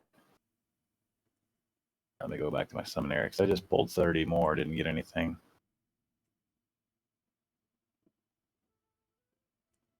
So should I buy Let's some see. shards to pull? Frags, whatever they're called. See, Okay. now it's up to 19%, but I already know that I've drawn 80 since I got a legendary last. So if it was at 100, you think I'd be up to like 70% by now. So this is what people were telling us yesterday. So in the gold shop, you want to buy all the charms first. So anything that's a charm is the first thing you buy. And then you buy the glyphs. And most of the other stuff you kind of leave alone. Unless you get like meal tickets or anything, don't buy the gear or the crystals. Then you go to the diamond shop, and the only thing really here to buy is the cheap stuff, the 4-star pumpkin, the summoning crystals, and the gear. Hero essence, really nothing. Guild vault, you can get, you know, charms and stuff if you want, or meal. Arena shop, they said even though it takes forever, save up for the general ascension stone. And then trial shop is again standard gears and you know, anything you really need, but there's not a lot in here that's really great.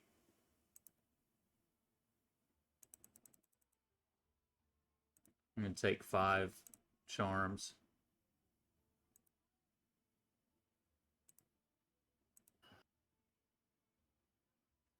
And then I want to take some advanced summoning, so I want to do a 10 pull, so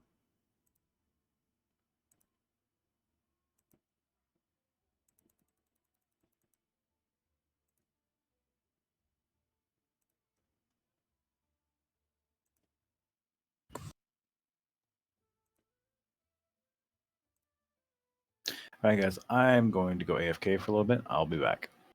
okay, man.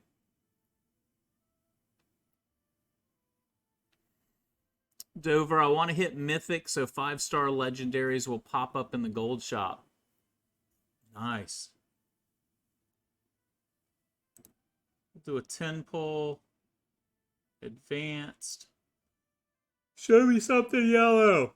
There you go. That's what she said.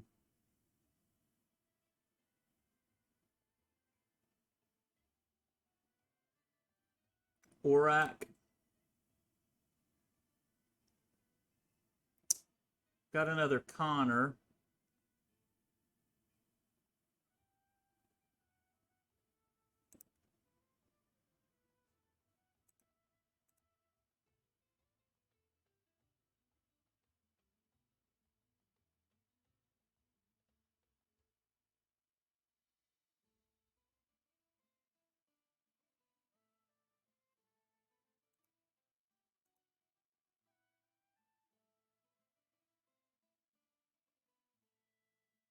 Yeah, what Dover's saying is important too. I'll go back and show anybody that might not know that. That's a good point.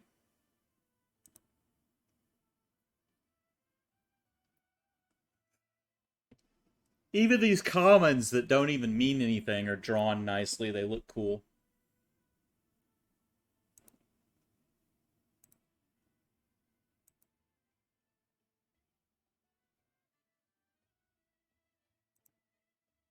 So what Dover's talking about is if you go in here to the shop and you're seeing what's in here, you can click this information button and you'll see what unlocks as you get to different levels. So at level 1, you can get summoning crystals and other things. You unlock 2 extra items in the shop, and when you clear Adventure 4-1. Level 3, Foodie appears in the shop sometimes.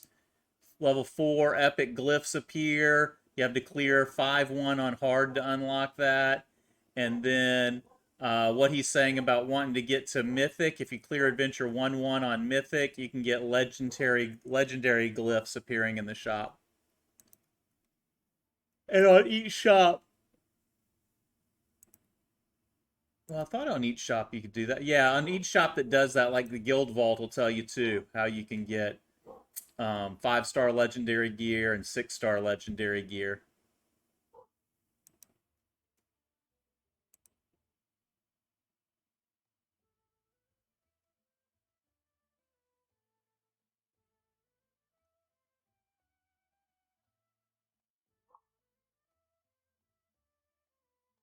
Awesome. Thanks for the follow, Lashana. Anybody else that would like to follow, we would love to have you. Following's free. Just click the heart. All you have to do is click the heart, and you'll get notifications when we go live and be part of the family. Doesn't cost a dime. It's completely free. Helps the algorithm, helps our stream, and just gives you a heads up whenever we go live to know that we're talking.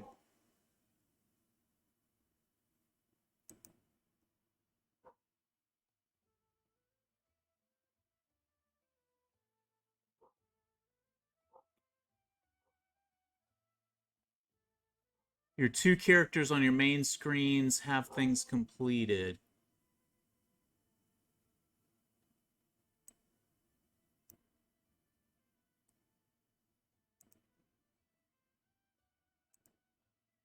He means your main character. Yep, that.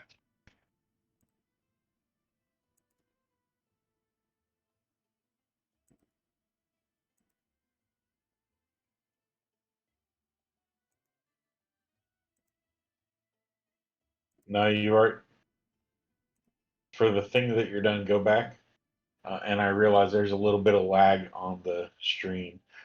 Move your screen. Grab it with your mouse and move it.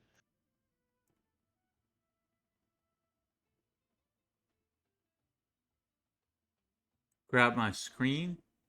Yeah, scroll it. No. The actual like click next to bonus strike on the brown. It's It's like over there. found. Okay. Move it. Yeah, there you go. There's the one you're looking for.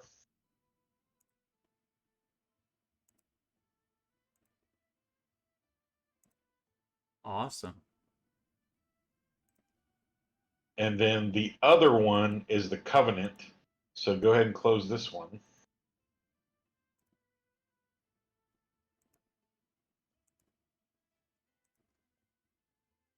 Yeah, you keep hitting go. Don't click off of it. Yeah, there you go.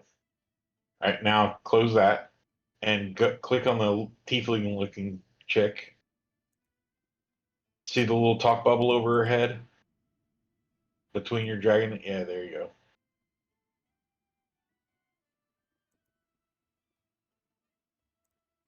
Awesome.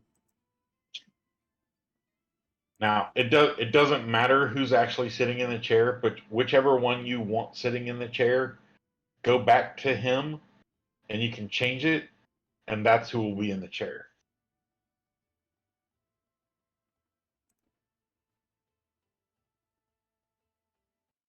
Doesn't matter who's actually sitting there, it's just a visual effect.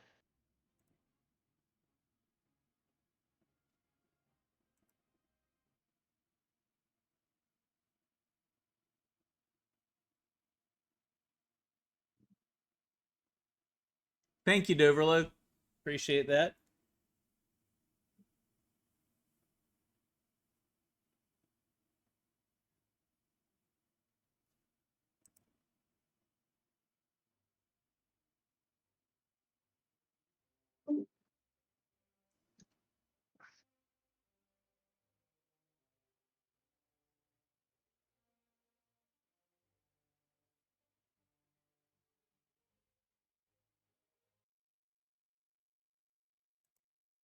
This game seems to play nicely with BlueStacks. I haven't had any freezes or anything like that, unlike some other games I've played recently.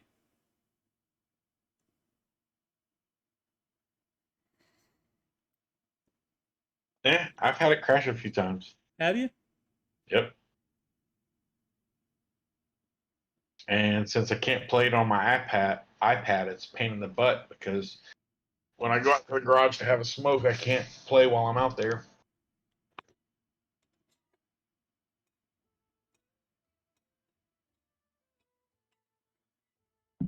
I think I'd quit smoking.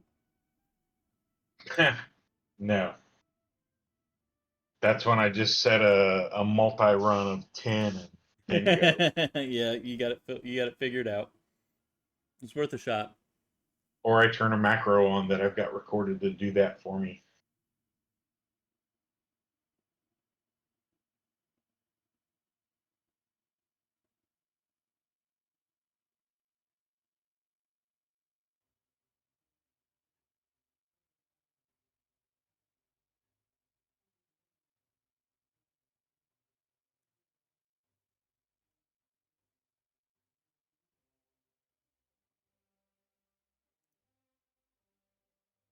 Again, if you've joined us more recently, the person joining me on voice is Gru the Wanderer. He's also helps as an administrator in the Chupacabra Guild, as well as J-Town, who is AFK right now, taking care of something, but hopefully he'll be back and join us on voice.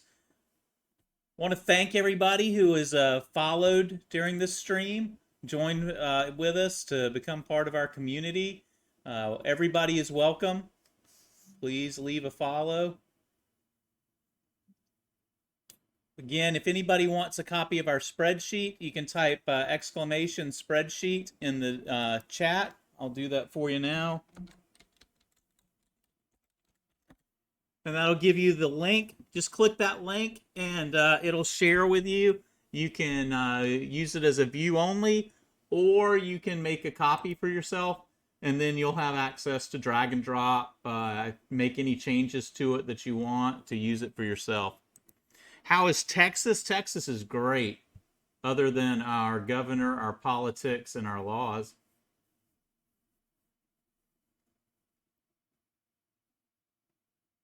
Weather's actually been pretty nice lately. We've had 100-degree weather all summer, every other summer until this year. But we've had a lot of rain, and I don't think we've had a 100-degree day yet this year, which is really strange for Texas. That's like usually we have like 87 or 90 100-degree days per year. We've had 0 this year. Now we've had a lot of 95, 96, but believe me, there's a difference between 95, 96 and 104. So 95, 96, if you stay out of it, just isn't that bad. But like lately, it's like 72 outside tonight. It's really nice. So the evenings have been great. So we've had some interesting weather this year. I'm not complaining. I like it. Dover, you're a Canadian? Oh my God, Boiler, I have to talk to you. Oh my Lord, my wife showed me a picture today. Oh man. Did you see the Indiana University football team? There's a photo of one of their players that ran out on the field, and Indiana misspelled Indiana on their own uniforms. It was spelled INDINAI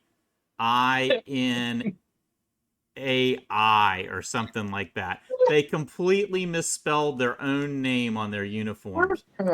You can Google it. There's a photo of it, of them running on the field, and it's across the front of the jersey, big across the chest. Indiana misspelled it, their own name. Oh my God. I thought about you immediately. I know you're a Purdue fan, but you might want to look that up.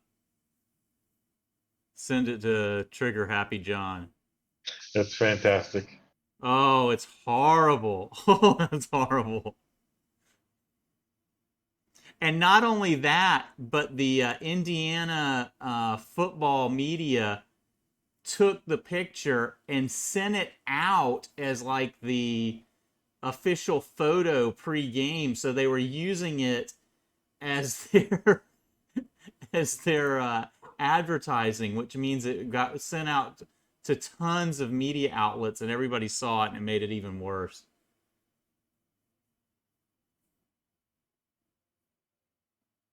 Indiana is hard to spell if you live in Indiana.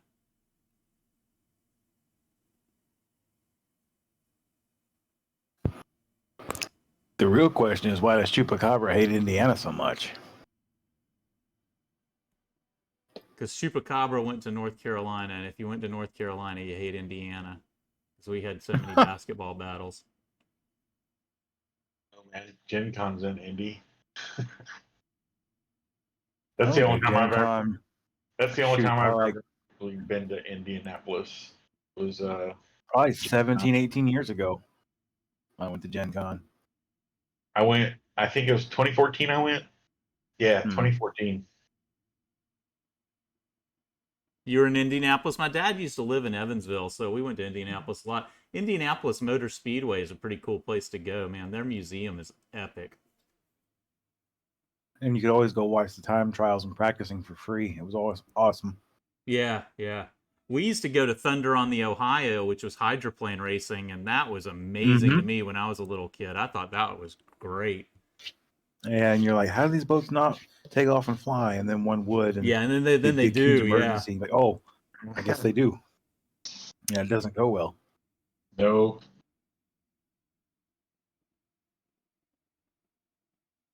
Yeah, that's a pretty dangerous sport. You go 211 miles an hour and flip one of those things, and the only thing that's sticking out above the plexiglass is your head. Mm-hmm.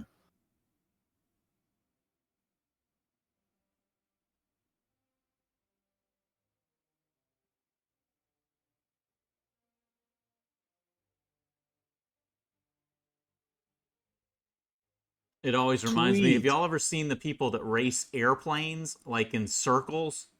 Like they're flying airplanes in tight circles, and it's just like a car race, and they're like passing each other and stuff. That's the most insane thing I've ever seen. Sounds like it. Does anybody else use Scarlet in game? She has a wolf. No, but I just fought against her in something, and that's when I was very first starting the stream. I was fighting against her, and I was like, I don't want to hurt the dog. She applies bleeding. I think I like it. Wow, Boiler, tell us how you really think.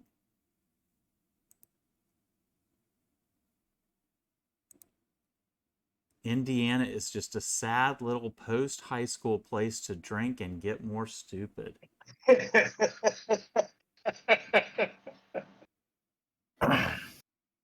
uh, You are right about that, Boiler. Their music school is pretty top notch at IU. Plus, a lot of their engineering and stuff, they got some pretty solid stuff.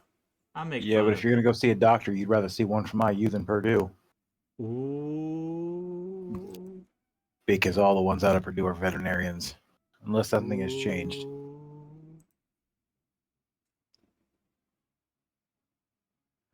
If her wolf is up, she pretty much gets a free life and sacrifices her wolf.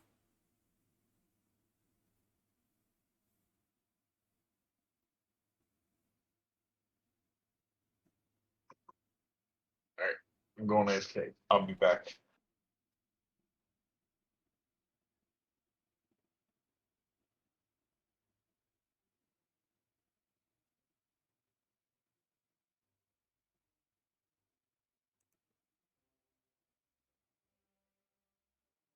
IU doesn't have engineering degrees? No, I think engineering was Purdue. IU has teaching, music, medical, business. Oh, okay. My uncle's an engineer. He ended up going to Purdue initially. My grandparents are teachers, and they went to IU. Gotcha. So I use more liberal artsy type stuff. More in like the education and music business, I guess if you call it liberal arts. I've never understood that moniker. I don't know, IU Medical is pretty big in Indianapolis.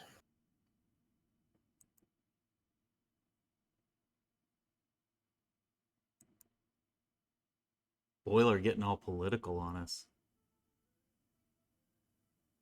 Fashion, Indiana. Fashion, Big Pharma.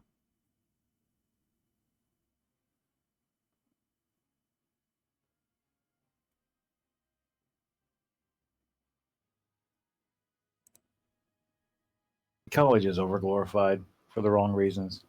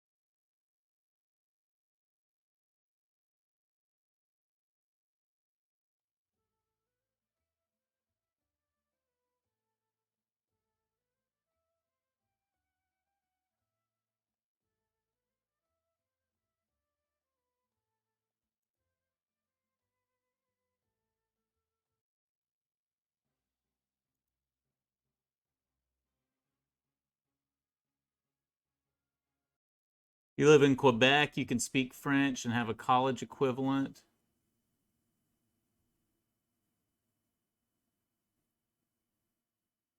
So do you do the college equivalent and then university? Is that how it works? So college equivalent and university are different? Canada's gorgeous, man. I will tell you what. I had a bunch of friends. We used to always go on baseball trips every year. Like one year we went to Wrigley, one year we went to uh, Atlanta, one year we went to Riverfront. One of the best trips was we went to Detroit the last week Tiger Stadium was open, and saw the last like 5 games there. And Detroit is, I don't want to offend anybody from Detroit, but Detroit was one of the most disappointing cities I've ever been in. Like, it's just sad. Like, you go to Detroit and kids like ride their bikes into stores, like, don't even stop. Like, they ride their bikes into a convenience store, right up and down the aisles, throw money on the counter and ride out with the stuff. Like, nobody even stops. It's like the whole feels dangerous and dirty. But when you cross the bridge into Windsor, like we would go to the casinos in Windsor and stuff, you went from like the dirtiest sidewalks you've ever seen in your life to the cleanest city you've ever seen in the world. Detroit and Pittsburgh. Yeah, we went to Pittsburgh. It was kind of the same way. But right across the bridge in Windsor, it's night and day different from Detroit. It is the cleanest place. We went all over Windsor and did not see a candy wrapper on the sidewalk. It was clean. It was just amazing. It was a difference of how the people took care of their city. It was just crazy. And it made such a good impression on me. I did like Pittsburgh. I liked being able to ride the big tram up the side of the hill. We went to Pirates games there and the riverfront. Some of the restaurants and bars there up on top of the hill or mountain, it's a pretty cool community. They've got some nice stuff downtown. I was surprised Pittsburgh downtown is a lot smaller than I thought. They had very few hotels downtown.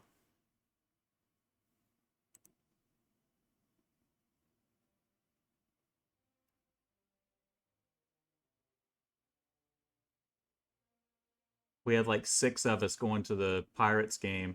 We had to stay at the Sheraton right across the bridge, but they were all booked up. All they had was like a single. So we were like, can we get like 4 rollaway beds? All just like crowded into the room.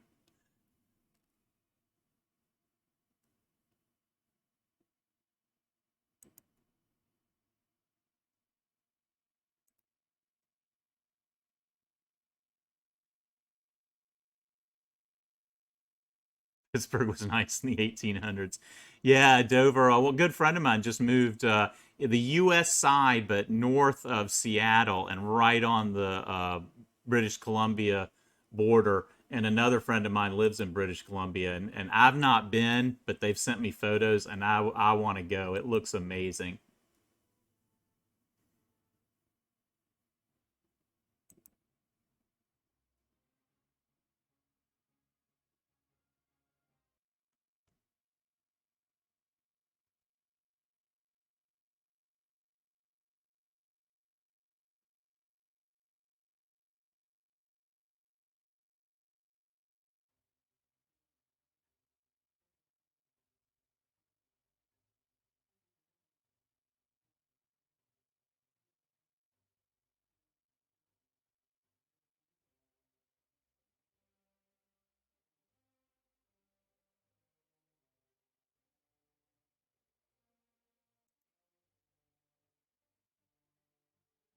It was a TV show I used to watch. It was like a live or something like that. It was like they dropped all these people off like in British Columbia just by themselves, and they had nothing, and they had to like live on the land, and it was like Arctic temperatures. They could only take a couple of items. They got like a bow and arrow a hatchet, and some clothes, and that was it. And they had to live out there for like 30 days. And it sounds a lot easier than it Oh, really was that was. Alone? Alone, yes. Did you watch was a that good show? I love Yeah. that show. Loved that show. Like the guy, and there was a guy, one of my favorite episodes was a guy shot a moose with his bow and arrow and had to track it for like a day till it died. But then he brought it back, and like he had all the meat, he butchered up all the meat, he built this thing to keep it off the ground. It was like 4 poles, and then he had the meat hanging up top. And Oh in yeah, Do you remember the one I'm talking about? In the middle of the the night, Wolverine. the Wolverine came and started stealing his food, and he like had to Yeah. fight the Wolverine for his food. I was like, Uh-huh. this is a for real show, man. Yeah, that's awesome. And he had a little bit of video of him like trying to shoot the Wolverine with a bow and arrow in the middle of the night, and they're playing Yeah. tug of war. Like they've both got each end of some moose meat fighting over it. I'm like, dude, if you're fighting a Wolverine with your bare hands over some food, you are hungry. Yeah. Yeah. Yeah, I remember watching that season. That was the And you best see the season guy, I saw. he found an old crappy rowboat, filled it with water, lit a fire, and made himself a little jacuzzi, and then went back to camp and had lost his flint striker and like basically rage quit the show right there. Yeah. I can't make fire anymore. I'm out. Like, And there was well, one you guy who everybody dumbass. thought was like the odds-on favorite, and like night one, he killed a muskrat and ate it and got like some type of bacterial poisoning. Oh yeah. But I tell you what, some of those people on that episode, like, dude, I'm not making this up. They're shooting squirrels between the eyes with a bow and arrow from like 75 yards away. I'm like, how the hell I are they watched not in one the where somebody Olympics? knocked a squirrel out of a tree with a rock. I'm like, holy Yeah, crap. how are these people not in the Olympics? I'm like, that is truly impressive. And then the next breath, you got somebody, like 3 people in a row, setting their own tent on fire because they're building their fire, against the blanket that they're using for a lean-to, and they can't understand why Yeah. they set fire to it. Yeah. Yeah. Although a lot of them will tell you, and it's kind of wild as they go through, they get a little stir crazy because they'll tell you that if you don't have fat, like animal fat, your brain starts to turn to mush.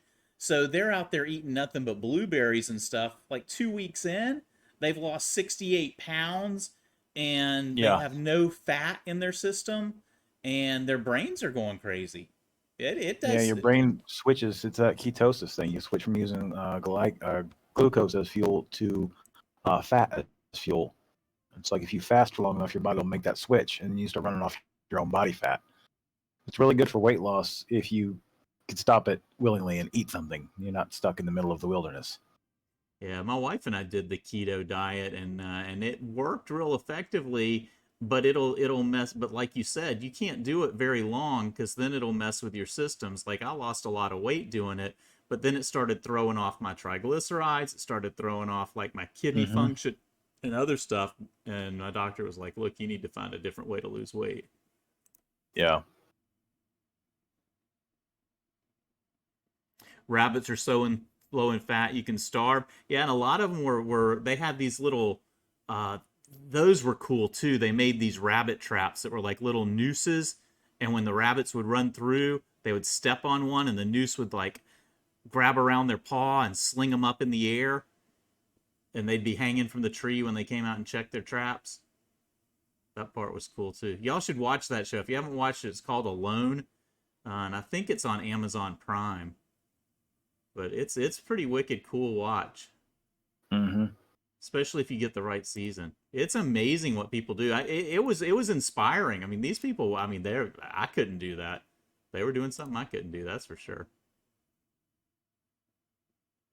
Some days you get so frustrated with regular life and paying taxes and all the hubbub of laws and stuff. You're like, you know what? That sounds fun about right now. I'm gonna go on alone and just never come back. I love Survivor. It's like my guilty pleasure show. And not because it's some great show. I love it because as a guilty pleasure, it's like when you're a kid and you take insects and put them in a mayonnaise jar and then you shake them up and make them fight. That's what that show is. except Yeah. they use humans. They put them all in a mayonnaise jar and they shake them up and make them fight. And it's just, on some level, it's amazing to me. It I just, can't stand Survivor because they're like, here, beat the survival challenge, but at the end of the day, you could win and still go home because of a freaking Karen. Well, Max looks like he could beat us all, so if we don't vote him off now, we're all gonna lose. And they vote you off because you were better than them. And I'm like, that's true. that show is infuriating. But I've always wanted to see they're always hot weather, like on beaches and stuff. I want to see a season of cold weather Survivor. I want to see where they put them like in the tundra and they got to survive up there. They got to build Yeah. fires. I want to see that where somebody can lose a finger to frostbite or something. Yeah, that'd be cool.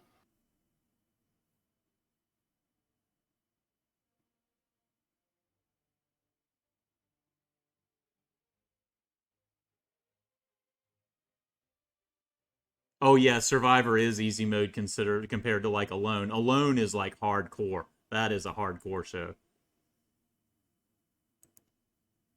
Like like you literally can die anytime. Like they have doctors go out and doing med checks on them every few days and stuff. Yeah, I've seen one where they forced people to quit. Yeah. The doctor comes out, so I'm not going to allow you to compete. And a lot of times it's like you said, they lose so much weight, they have no body fat and they have no fat in them, and the doctor's like, you're nope. You know, they'll do a blood test and be like, you're done. Yep. And people are always wanting to fight. I don't think the people realize how close they are to death. It's like that great book about the kid. What was the name of it? The kid that went into the wild.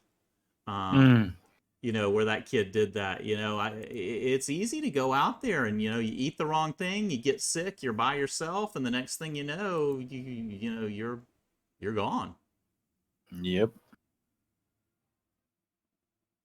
I think we've lost some of our ability with civilization, even from the last 3 or 4 generations. Like, I don't think I have the same abilities that my great grandfather had, you know, and living through They're probably the going Depression and stuff. latent. You just adapt to what you need to do. Like these kids today aren't the same as they used to. Yeah, well, you didn't have to have technology to get through school. Like you had to get a phone book to find a phone number. These kids have to get on the internet to find that information. You know, you had to drive down to the library to look through a bunch of different books. Now all human knowledge is on little devices. So you become adapted to your environment, to your time. You know, if there was no electricity and there were no washing machines, yeah, we'd all be hella good at washing our laundry down in the river. But nobody's good at that now because we don't have to do that. You And know, we if have more you time to couldn't play buy this meat, game. if you couldn't buy meat at the grocery store, a lot more people would be good at hunting. Yeah, my grandfather, I mean, he went to the grocery store for milk and eggs and stuff like that, but he farmed and he hunted every day of his life. He lived on the Cape Fear River in North Yeah. Carolina, and he had trot lines. So every day he had a freezer full of fish, a freezer full of venison, and his proteins were always taken care of. You know, when he went to the grocery store, it was just to get like milk and eggs. He ate raccoon, he ate possum, he ate deer, he ate squirrel, he ate shad, catfish, and that was his life. I mean, he just didn't buy proteins. It was like, Nice. Has anybody else built Elson? I'm thinking about building him. Especially since you got to do true damage to that one boss for one of the challenges. Kenny just dropped by to put in a free-to-play tip. Do your arena training matches. Tell me about arena training matches, Kenny, because I played one the other day, and it looked like at first it cost 10 or 20 diamonds to do it, but then afterwards, you're right, I got some diamonds. You get 50 diamonds daily, no rank, so you just fight and you get free diamonds. I like that. So I will do that next, because this is my last ticket.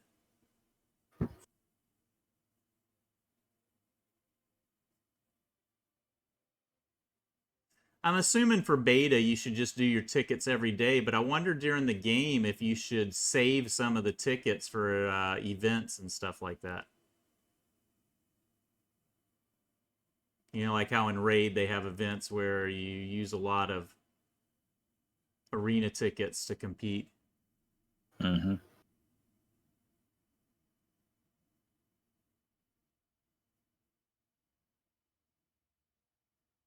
You get 10 diamonds per fight. Oh, the trainings cost an arena ticket? Did I mess up?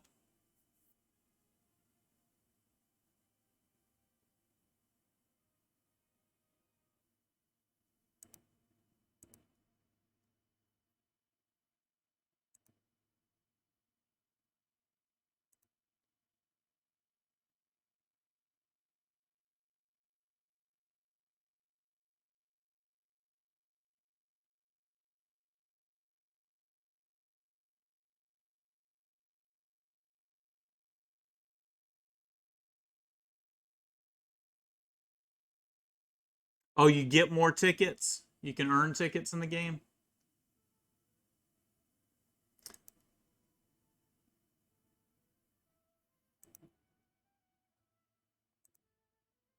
Oh, I got you. So do these, but do them to get the gems.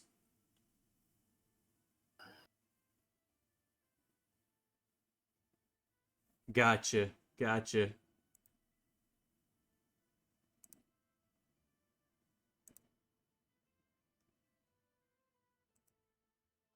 Has anybody used Kyle also? He's got a counterattack. Going back to what we were talking about. I Good just boss. pulled him today, and I was trying to be comedic. So I said, "Hey Kenny, I found Kyle. I'm still looking for Stan and Cartman, but I'm not Yeah. looking too hard for Cartman."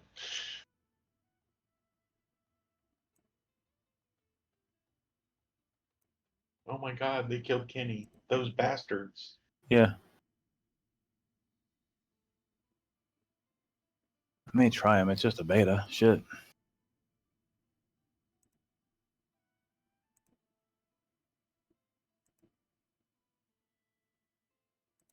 I make some teams that nobody else is using just to use them.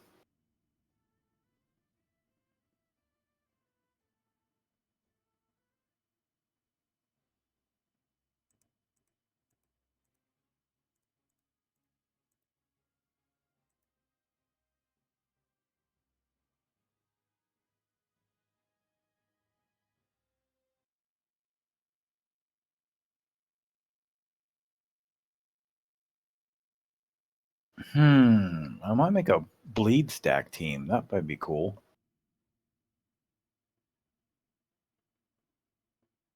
Scarlet and Helmar.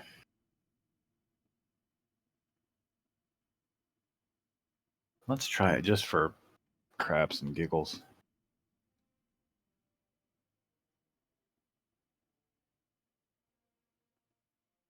Kenny's saying bleed isn't very good right now.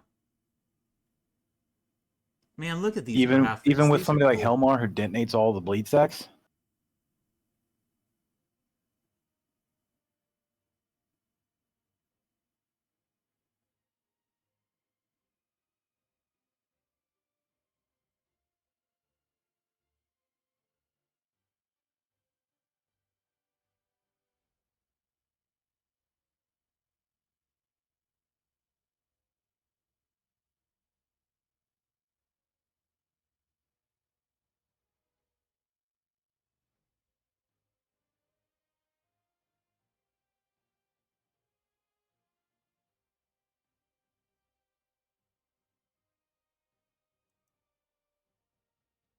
Bleed was top tier in the meta in CBT 1.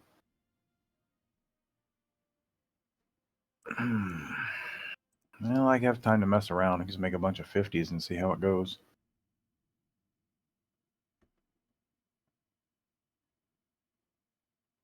Looking through a bunch of people's kits right now.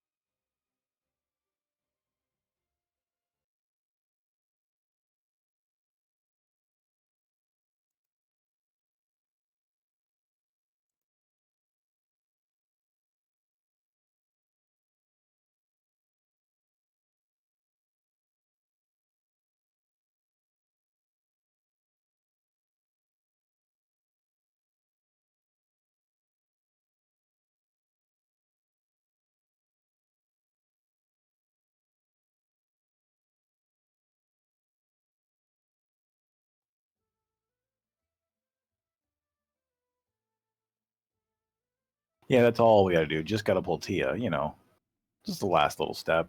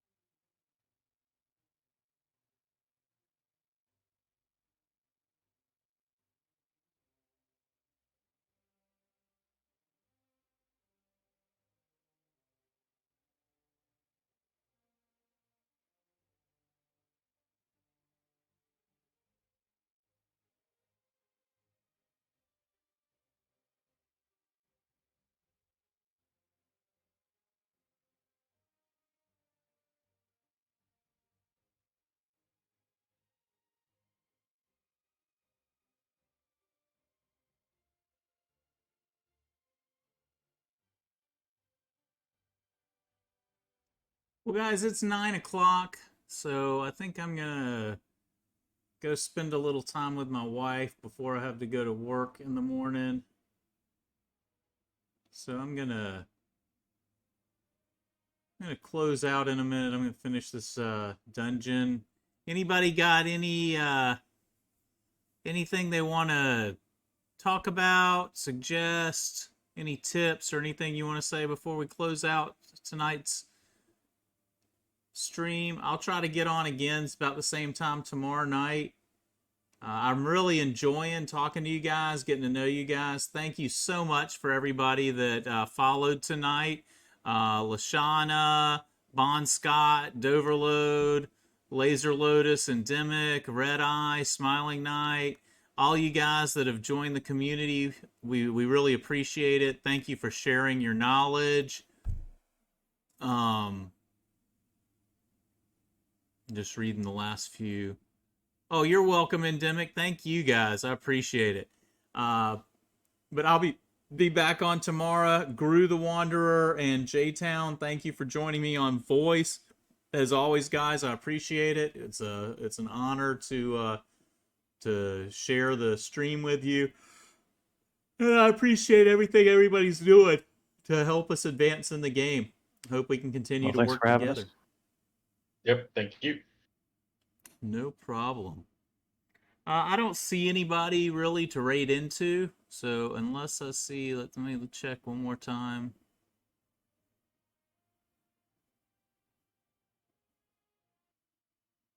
I want to record this Evo 8ing, but I'm freaking starved on my essence, man. Got any of that for you, Go? About 1.6 mil. Sweet. Just drop it in my inbox. Yeah, sure.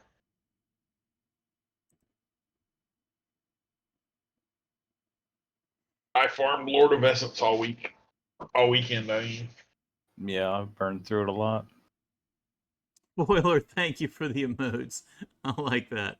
That looks good. oh, You guys take care, everybody. I appreciate again everybody coming by. Thank you so much for being a part of the stream. If there's anybody here who has not dropped a follow, please do. We'd love to have you as part of the community. If not, then come join us next time. Thank you, Kenny. You take care of yourself, bud. Everybody enjoy yourself. Don't work too hard. And I will see y'all tomorrow. Thank you, Dover, and thank you for being part of the community. I appreciate you guys. I'm going to sign off now, and I'll talk to you later. Take care, everybody. Bye-bye. Bye, buddy.